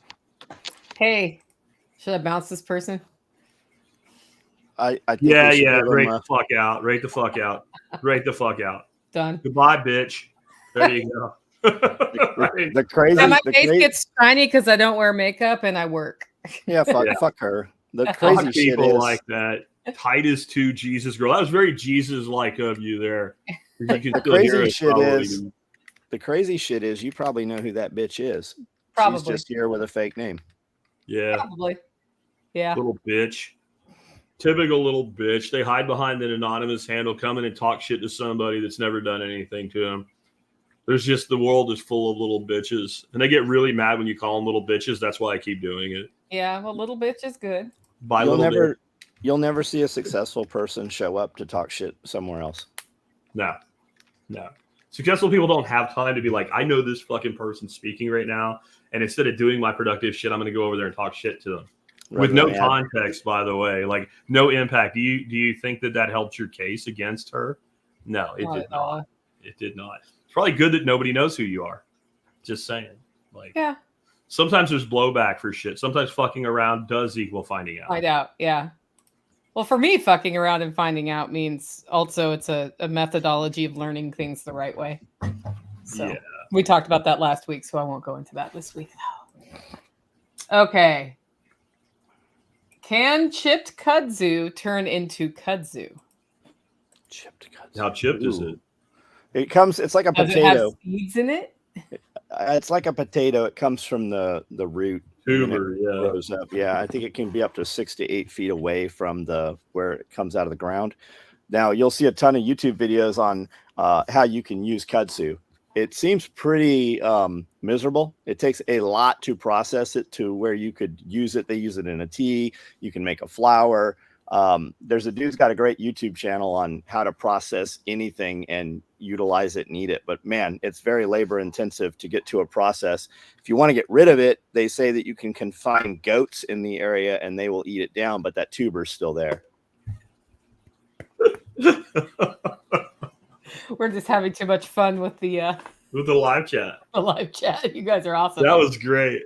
That was this one. Made you look. Thanks for the $20. Thank you, Larry. We sent it to. I don't know which one of us we got it to, but thank you for it. Yes. I don't know where we were now. That was that was just too funny. It is too funny. Where should we hook round as we head toward the end of this marathon? Towards the end. Well, what's one thing you're doing right now that's different than last year, like in your life, guys? Is that too deep of a question? I'm just thinking like I'm really good at like side slamming people with too deep of questions. I mean, business wise, the partnership with Vavor. That's a new thing, and it's been very, very effective. It's also resulting in my wife going, I want to downsize and shit keeps showing up. You need another building. Stuff. So what we're actually going to do is the stuff that we get from them that we don't really want long term because like maybe we already have something that does that. We don't need 2 of it or whatever. We're actually going to be giving away a lot of it at our workshop this fall, which I think will be cool. Like I don't need 2 chamber vacuum machines. So we're going to give away the Vavor chamber vacuum machine, and we're going to do it on Thursday because we do the barter blanket Friday. And that way, if somebody flies in and gets something bulky and heavy that they don't want to pay to ship, they can barter it. So does that answer the question? Because I've not made any major philosophical changes or action changes. I'm pretty satisfied with the way things are. I got fuck off Fridays now. That works out. So I don't work on Fridays anymore. Yeah, he likes to send me pictures of him having fun with his family on Fridays while I'm still. Yeah.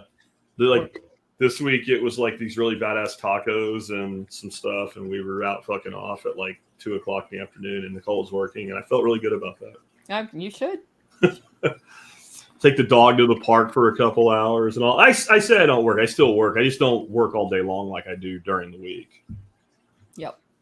How about you, John? We're planting more stuff. We just brought in 10 more rabbits, like awesome stock yesterday. We brought in a bunch of KW cages and a 16-foot. So we have a whole nother rabbit area set up now. You got those blue rabbits that were up for sale? I bought all of it, every bit of it. That looked really blue good. rabbits? Oh, they're really cool.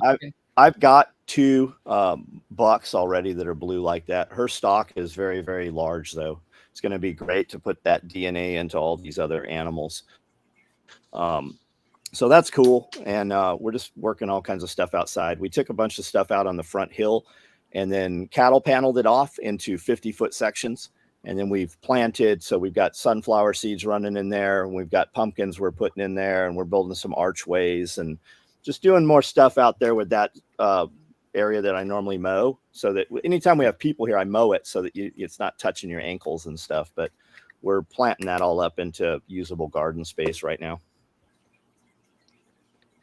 I'm making some decisions about what's good for my long-term health and happiness, not necessarily the shorter-term profit. So I just got a bid yesterday to do the concrete on the side of my house so that I can put the pool in. Yeah. And that's not something that if you looked at all of the priorities around here, you'd be like, why are you doing that now? Because it's time to do it now. But that's actually related to doing more of the things that are working and fewer of the things that are less working, which has been a hard transition for me. Because at the beginning of the year, I was so scattered. It was like nothing made progress because I was trying to do everything. And how much concrete do you have to put in for that? Like how thick's that concrete got to be for that pool to sit on it? It's 4 to 6 inches of concrete. It's not so bad. I will verify. It depends on which one I get. But rather than just do the concrete for the pool, there's an addition I plan to do on my house in the next 5 years. So it's concrete for the whole addition. Yeah, for the room to be built around it. You got to put. Are you going to build the addition around the pool so the pool's indoors? Oh yeah, so it's going to be like a day room. So it's already going to be undercover. Yeah. But I plan to redo the roof line on part of my house so it can have sort of a sunroom thing. Yeah, there because then you're for going to the get a lot pool more and use for plants in the winter and that sort of thing. Now so you can grow get a lot more bananas. use out of it because you're not going to want to go outside and swim when it's freaking 14 degrees in January. Right, and I want to swim all winter long. Yeah. What you're doing is you're making that transition that a lot of us who have sacrificed their whole life struggle with. Like there is a point where you look at your age and say, well, how much time do I have left?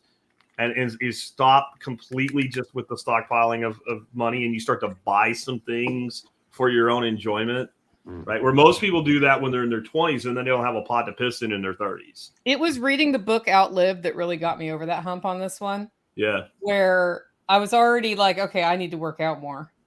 And for me, like the gym is outside. The gym is in my bedroom. The gym is all over the property. Yeah. But that addition will end up being multiple things, one of which is the workout equipment can all be in one place and the pool is workout equipment. Plus I just love it. Like it makes me physically happy, it makes me mentally happy, and having that now means 20 years from now I have a better time, assuming I live that long, right? Which I plan to, but you never know. And that's more important than anything else because I want to be able to do the things I'm doing now in 20 years if I can. And that means that I can't just sit around and not do stuff. No. Physically. No. Like you have to do stuff. So yeah, I agree with that 100%. Yeah. I wish I would have like really copped to that 20 years ago, but here we are. Builder of Castles had a comment there about you're going to have to grow your own food in the future or you're not going to be able to get food. You know, they're controlling food. I think another aspect of that is even if you can go to the grocery store, do you believe that there is not poisons in that food? And an example of that is Tennessee just passed a bill in Tennessee that they have to disclose how much vaccination is in produce that is on the shelf. In doing that, the expert witnesses or whoever they were grilling in Congress or wherever that happened at had to admit that there actually is that it's there on the shelf and there is already mRNA vaccinations in it. They are forcing them to disclose what and how much because a young child eating that is going to get a much higher dosage than a big adult. So just that and nutrient density, like Nethi talks about that a lot. Joel Salatin talked about that a lot too. Chicken that you eat now, you eat a fistful of chicken now, you can eat 4 or 5 of them, where in 20, 30 years ago, that nutrient density in there filled you up, and there was no nutrient density because we're just feeding these animals complete trash. Yeah. So in addition to taking control of your own food so that you can, number one, have it, but also to control what you're actually putting in your body. Yeah. Yeah, that's an interesting thing on a chicken, John. I never really thought about it, but like growing up in Pennsylvania, we did a lot of grouse and pheasant hunting. Mm-hmm. And when you have a whole grouse or a whole pheasant, you basically have like a Cornish hen, like a small chicken. And if you ate one of those by yourself, you were done. You were full. And it tastes like chicken. Both of them are very chicken-like birds. And you like one was plenty for a single person. Man, you give me a little Cornish hen today, I'll eat 3 of those fuckers, the whole damn thing. And it's exactly what you're saying. Like those wild animals had that high nutrient density because they certainly weren't heavier in fat. Like a rough grouse is not a fatty bird. Like the only fat you're going to get is like a little bit around the internal organs in the skin. But they were very filling. And like a wood duck, you eat a wood duck, you're good for about 8 hours, man. I mean, well, I mean, that's why your composting course, just to sell your stuff. Thank you. That's why taking a course like that, which is only $40. Yeah. Less if you're an MSB member, helps you figure out how to get the biology going in your soil for the food you are growing, so you continue to have more nutrient dense food in your life coming off your land, which is part of what this lifestyle is about for me. You know, it's not just food security from the system. The system's broken, and you know, when I travel, I end up buying things at the store, and I notice immediately that I don't feel as good. Yeah. With that stuff. And maybe that means I'm oversensitive, but I don't think so. I think that people just don't feel good most of the time, and they just don't realize it because their normal is different than mine. How many Americans have you seen that like post on social media and all that we went to Europe and we ate our asses off for 3 weeks and we came back and we all lost like 7-8 pounds and feel better? Yeah. We feel better. We lost 7-8 pounds and we ate because we're on vacation. I don't know about everybody else, but for me, when I'm on vacation, if I see something I want to eat, I just fucking eat it. Like, all the shit goes out the window because I'm on vacation and because I only do it once or twice a year. And like, so if I went to Europe with like, to me, like one of the great ways to experience culture is to eat their food. I would eat everything.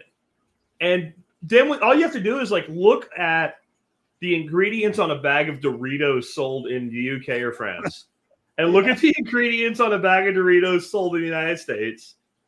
And then tell me that they're not intentionally poisoning us through our food. Go ahead, make the case to me. My homestead journey, I can pinpoint the day it started, was the day I got home from being 10 days in Germany, 15 pounds lighter and a size down. And then I ate one time the premium organic grass-fed meat that I bought at a grocery store called Four Seasons or New Seasons in Portland, Oregon. And got super sick in my stomach and bloated and started retaining water. And I was like, oh, that's the food's the problem. The food's the problem. The food's the problem. And that was before, like that was in the like early 2000s, 2004 maybe. Yeah. Yeah, it's disgraceful what they're doing to our citizenry. Like all this crap they did at COVID about saving every life and whatever. And like you're killing 750,000 people a year, at least, with obesity and type 2 diabetes in this country. At least. That's like a conservative number right there. The leading cause of death in this country is obesity. It's not fucking fentanyl. It's not guns. It's not traffic accidents. It's obesity. The United States is the only place that has Alzheimer's or dementia. Everywhere else, they call it diabetes type 3. I've definitely heard about that. And I've seen some things that give real credence to it. Like this dude, I saw a presentation he did on YouTube. He was a PhD, and they were giving dementia patients large amounts of, it just slipped my mind. Creatine's helping that too now. The stuff they make, the fatty acids, the MCT oil, right? They gave them like massive doses of MCT oil, and they were doing brain scans on them. And you see literally in a dementia patient, like a hole in their brain where there's no activity. And that's why it's like the temporal lobes are what's going on. And that's why they have like the waking dreams and all. And all they did was give these people like a huge amount of MCT oil. And like all those parts of their brain started lighting back up. I use that C8. Didn't fix the problem, but it mitigated the issue, and it had an immediate. Oh, I mean, like when I say immediate, I mean like 30 minutes after ingestion, it had that effect. I use C8 MCT oil. It crosses the blood-brain barrier from Perillo Laboratories. I don't have any kind of affiliation with them at all. That's the one that we use. There's a ton of studies right now over the last, I don't know, probably 10 years showing that creatine monohydrate is helping with dementia and on late age brain function. There's tons of stuff out there right now on that. Somebody asked about water filters. I think he said Berkey. I don't. They meant Berkey. I use the black filters with the white fluoride filters. That's the charcoal. Now there's an attack on those. You can still buy them called Water Wicks. There's other companies that make them that will go in there. We just bought a Kangen water system. Yep. I'll tell you, after being on Kangen water for a weekend a month ago, it was like, okay, I don't care how much this thing is. So the one thing I'll say about the MCT oil, if you're going to give that a shot, ease into how much you're taking. Because when we first got it, I think Dorothy made like a bulletproof coffee with like 3 tablespoons of that shit. And she spent a lot of the rest of the day in the bathroom. I'm just saying, like, you can take large amounts of it, but you need to let your body adjust to the fact that you're adding a pure fat, right? Like, I use a tablespoon with each meal. Okay, that's not too bad. Yeah. And you're also eating, like when you do it with coffee on an empty stomach, you know the stuff they give you before a colonoscopy? It's kind of like that. Yeah, no fun I've experienced it too. Well, I could do 2 tablespoons. Mistake. Back to the Berkey water filters. It's because they're under litigation in California because they have silver in the filters, which is there to help with waterborne organisms. But you can buy the whole Berkey with the filters and get the filters if you want Berkey brand. Or if you have a friend in Canada, in theory, you could make a deal directly with that person to get the filters in Canada and they could mail them to you. So there are knockoff brands making the same kinds of filters, but also if you want Berkey, they are shipping to other countries, just not ours. Scanes. They called it a pesticide because it had silver in it. Yep. That's what the government did. It's the complete, like, you have to start asking yourself, why are they doing the shit that they're doing, right? Like, don't we have other things you fuckers could be worried about right now other than if there's some silver flakes in a water filter that everybody knows is safe?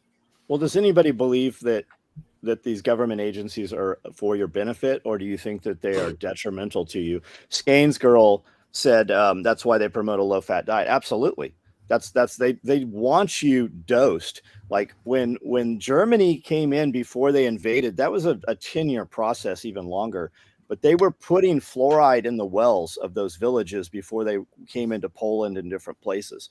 That's by design. That's exactly what they're doing. I believe 100% they are there. It's like the people at the top, they want separation. The king used to own all the villages, right? And the villagers would grow crops and they were allowed to have a couple chickens, but they were not allowed to hunt the meat. The king had the gameskeeper, and they would kill you for hunting deer that belonged to the king. It's just like that. That's why they poison your water. The purpose of the system is what it does. Stafford beer. Like that when I heard that the first time, it answered so many questions for me. Like, well, why do they do this way? Because what it does is the purpose of the system. So the purpose of the system, as far as regulating food and drugs in this country, is to make sure that we have a prematurely aging, sick, compliant population. How do you know that's the purpose? Because it's what it does. The purpose of the education system is to create a compliant, rule-following, obedient class of serfs to serve the state. How do we know that that's what the purpose is? Because it's what it does. And, like, I've seen 2 reactions to telling people that. Oh, yeah. And, oh, no, you're a conspiracy theorist. Like, you get an immediate response that way from almost anybody you put that on, right? Like, oh, no, teachers are trying really hard. And the other part of that statement by Stafford Beer, the purpose of the system is what it does. There is no point in arguing the system's intention. Like, it doesn't matter. You can say whatever you want about, but people try to do this. What does it do? And that's its purpose. Because if its purpose was something else, then you would be dissatisfied with the purpose and you would change the way the system works. So when you have a steady system constantly giving you the same result over time, then that system's purpose must be what it's putting out. Yep. And name it the opposite. Safer Communities Act. Does it make any communities safer? Patriot Act. The right? Food Safety Modernization Act. Food safety and modernization. Nothing modern, nothing safe, nothing to do That's with why real food. That's why there's such an attack on the Amish, because for so long, the citizen of the United States has viewed the Amish as this religious group that's always left alone. They're pacifists. Yep. They can, just compartmentalize. They do what they want. Not anymore. Not anymore. And if they make an example of them and raid their house, that makes you think, oh, I better be careful what I'm doing. I better not eat the food I produce. Yeah, it's not even about that. It's just so that it makes you even think about advertising the food that you produce. Yeah, that's where they get most people. Even like most people engaged in gray markets and stuff, nobody bothers them until they're dumb enough to like post it publicly in a group on Facebook. Yep. Like they took a guy down a few years ago. It was doing moonshine. Well, he was publicly advertising. Like you're thumbing your nose at the state publicly. They're gonna come after you. They're gonna target you. And that dude, he wasn't even making moonshine. He was like, the apple pie stuff and all. It turned out he was using cheap vodka. Like actual vodka from the store. Yeah. So he wasn't even making, but he was still selling a spirit without taking, so it was a tax violation. And they did him hard. I'm sure. Department of Education. Thomas Massey put forth a bill for sponsorship that was one line. It said, "We will dissolve the Department of Education." It didn't go anywhere, but it was a great bill that he tried to put in there. He put out a thing on X today, and it was, "I don't think the country's savable at this point, but I'm here in case it is." Yeah. That when you get a guy like him saying that, that's pretty dark. And those guys, I don't like them in general, but they are privy to a lot of things that we're not. The other question is why do we want to save the country per se? No, he didn't. That was the whole tweet. Yeah. I'm not sure the country can be saved, but I'm here in case it can. Something to that effect. It was a very short one-liner. But yeah, I mean, one of the things I've been hearing about too a lot lately is how when these guys that are outsiders do get elected, they get to talk. Yep. There's a fairly old interview with Jesse Ventura about that. Like when he became governor, like all these guys from the CIA showed up and gave him the talk. They opened the file with all the pictures of your children and all their school friends and everything. Yeah. And they also they tell you a bunch of things that you need to know because you think you can change this, but here's all the disastrous consequences. And here's what this country that we're spying on is really trying to do. And you have no way to know if that information is accurate or not. It's probably a blend of truth and complete fallacy bullshit. It's all about controlling people. And he said he basically got the vibe that if you would have just said, "Hey, go fuck yourself," that you're going to end up assassinated. Whether it's true or not doesn't even matter. Just that's the vibe you get. You start that shit eats away at people, especially if they have families. It's like John said, they'll show you your whole family and Do you guys remember last year when the substation in North Carolina got shot up by three people and the power was out for 2 weeks? All those communities around there were soft dudes. Those are all CAG guys and SF guys and such. Pat Mack lives over there, for instance. Are you aware that about a month ago, this came out probably a week, maybe 2 weeks ago, a colonel from 5th Special Forces Group realized somebody was in the woodlines taking pictures of his 2 children playing in the backyard. He circles around, has some words. He ends up smoking this dude, puts 5 rounds in this guy. They call the police or somebody base. I don't know. I don't think it was on base. It's off base housing. Somebody grabs up his partner who is escaping down the road. And these guys are both Chechen. They are in the States illegally, apparently. They are working for a power company. And talking to, culprit number 2, he said, "We were just taking pictures of the work that we did on these utilities to send home to our family." They were in they had no uniform, but they had some bags and stuff. So they searched down the company that these guys say they work for. They're all Chechens, and apparently this has been happening. There's pictures being taken of bases. They're arresting Chinese immigrants with telephoto lenses and stuff, taking pictures of ammunition storages. Camp Pendleton 6 months ago lit a dude up it looked like they hit him with a Mark 19 or something. The car was completely engulfed on fire, and they deployed the Rams. So there's this SUV stuck up in the air, completely on fire. And these have been happening, but there's like radio silence. It's not being reported mainstream. It's being reported. You're seeing it on TikTok and Instagram and stuff like that. Yeah, I've had some stuff come in about that kind of shit too, and I think it's legit. I think it's really going on. I mean, did you see the one dude, what was it, about 2.5 months ago, that was crossing the border? He was clearly a Middle Eastern. So you'll know my name pretty soon. You don't know who I am, but you're gonna know who I am. Like, what we're doing is mass suicide. Yeah, it's Texas, suicide of a country. In Texas, there's an area, I think it's 20 square miles, that BlackRock has built all this shanty town housing and stuff, and all these trailers, and it's all illegals in there. Yeah. And they are writing loans to all of these non-US citizens through it's BlackRock, State Street, Vanguard, whatever. But the guys are flying around in helicopters showing how massive this area is. Yeah. And it's just sitting there, just doing their thing. There is no good to come from this. And it does seem like it's a multi-pronged approach. Like if you look at Ukraine right now, like I'm saying, I think they're going to just move in massive immigration and gut that country. That's the plan. It's your religion of peace over there. Builder Castles was answering a question I asked. Because we love One America, the concept is, I was asking why we're trying to preserve it. My point with that is all of these things we're talking about going on right now, we will end up not preserving our ideals by preserving the country. Yeah, that's what happens next. We have to preserve the country at all costs, including the cost of the freedom of the people.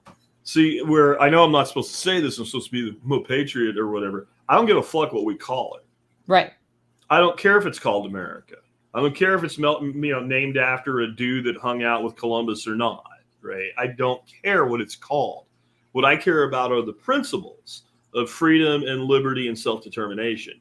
You can call it goddamn the moon if you want to, as long as we have those principles. So that's what I'm defending. And if that results in the country continuing as we know it, great. And if it doesn't, so be it. Like, I'm not married to a name.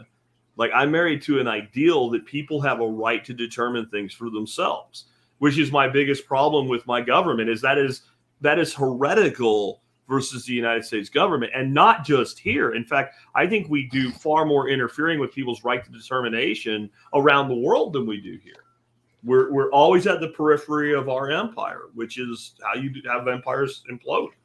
Like, look at every empire that ever collapsed and tell me we're not doing the exact same thing. East of Houston. It's fun is go back and listen to CJ's presentation from SRF just about a year ago. Yeah. He was like, it was this. He looks like he's doing pretty well right now. He's had a hard year. Here's the 6 agreed upon by scholars commonalities of empires amid collapse: economic decline, military defeat, political corruption and inefficiency, social and cultural decay, external pressures and invasions, environmental and health crisis. Now, tell me what we lack out of that list. Wah, wah. Yeah, that's what I say. Like, this is the collapse. You're looking at it. You can't see it. It's too big. It's too big to see. Beth Emily says Oklahoma has the same thing by Chinese illegals. You guys, maybe you know, maybe you don't. There's I think it's about 50 square miles way out in Idaho. It's Chinese sovereign territory. It is literally Chinese law, Chinese communist country, slave labor. They manufacture all of your fast food uniforms, and they have done so for at least over 3 decades. If you look this up, it is their own sovereign territory inside the United States, and it has been there a long ass time. It's like an Indian reservation for Chinese. Yeah. It has their own power generating facilities, their own stores, everything. Oklahoma, Chinese and Russian mafias are busy. What are they doing? Are they taking over the cannabis shops like Tulsa King? Well, they're running all your credit card scams and all of your bank scams and stuff. Those aren't fun to get caught in.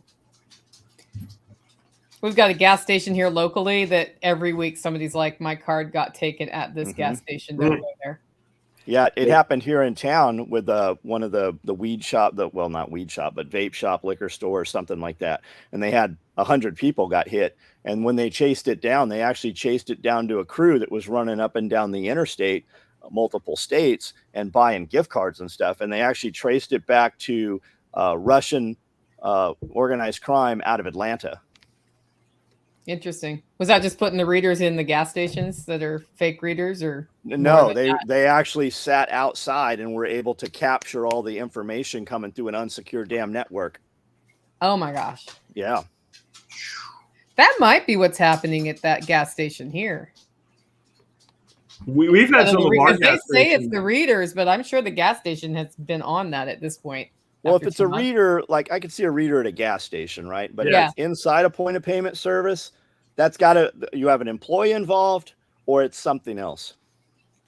Yeah, some kind of major hack. Or and something. It's not out of the realm of possibility that it's an employee. Every single time we travel to Atlanta for Blade Show, I have multiple cards on the same account.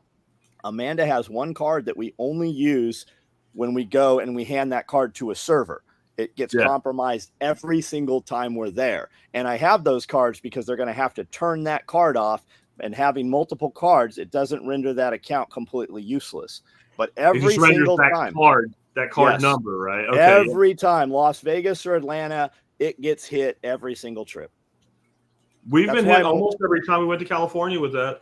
Yeah, more and more, you'll notice that the restaurants are requiring the server to bring the payment service to the table. That way, that card never leaves your site that way. Yeah, because those guys have skimmers too. They just skim your card while they're running your payment. Yeah, absolutely. They're selling it. They got a dude working in the restaurant. Everybody brings their cards to, and they give them per card, or the dude involved actually gets a percentage, a higher pay rate. That's why, like, I'm not for getting rid of servers, but I love the little kiosks that some of the restaurants have where I can just pay right there, and I keep my and part of why I like that is I'm like pretty easy to please as a customer at a restaurant. If my food's hot and on time, I'm good. But you know what blows it for me? Like, everything was perfect. Now all I want to do is pay and fucking leave. And like my server vanishes. Like you can't find it, right? And you're like, hey, I just want to get I'll find your server. But if I have that, I'm out of there. Yeah. But that's definitely gonna change the tip a lot too. Yep. Yeah. Oh yeah. That'll ruin your tip, man. I'm a good tipper until that shit happens. Like, when I want to leave, now you're messing with my time. And like, and Roger says RFID tap to pay can be read from a distance. Indeed. Like, I always break mine so it can't tap to pay. And then I just hand it to him. You got to run it somehow, man. I don't have tap to pay. Yep. Okay. Well, we're coming on 2 hours. That's our usual time. Let's go once around the horn, starting with you, John. SOE Tactical Gear. That's the website, soetacticalgear.com. I do a live video every night at 9 o'clock. We talk about whatever you guys want. We do a different t-shirt every week. We never rerun that design. And we do 120 pieces. They sell out typically in a couple days. Super easy to find. It's SOE Tactical Gear everywhere. All right, Jack. I am Jack Spirko of the Survival Podcast. We're about to have our 16th anniversary. We'll have that before we have another coffee chat. That'll be on the 20th of the month. We'll have been in business for 16 years now. And we've done, just this week, we hit episode 3,500. So we've got 3,500 episodes of the show, dating all the way back to 2008, covering just about anything you could want to learn about. And if you want to check out my members program, I have it on sale this week. It's $35 instead of $50 a year. And discount code TSPC. And if you want to sign up for that, you can. If you want to help support the show, and the discounts you get will give you your money back in spades. Awesome. I'm Nicole Sauce from the Living Free in Tennessee podcast. And apparently my light just ran out of batteries as I started talking. I have a question for you all. Did something that was said on this live stream change how you think about something? Did it make your life better? That's the question I have for you. If it did, you have the chance to meet all three of us in person in October at Special Operations Equipment, October 5th and 6th in Camden, Tennessee. And tickets are on early bird sale right now for $85. It's the Self-Reliance Festival. We've got an all-star lineup that's going to be fantastic. And we are there the whole time, which means you have time to interact with us. If you really want to interact with us, consider taking one of the workshops before. That information is at selfreliancefestival.com. And if you're interested in following a podcast that comes out 3 times a week, Living Free in Tennessee, check that out at livingfreeintennessee.com. We will see you next week. Have a great week.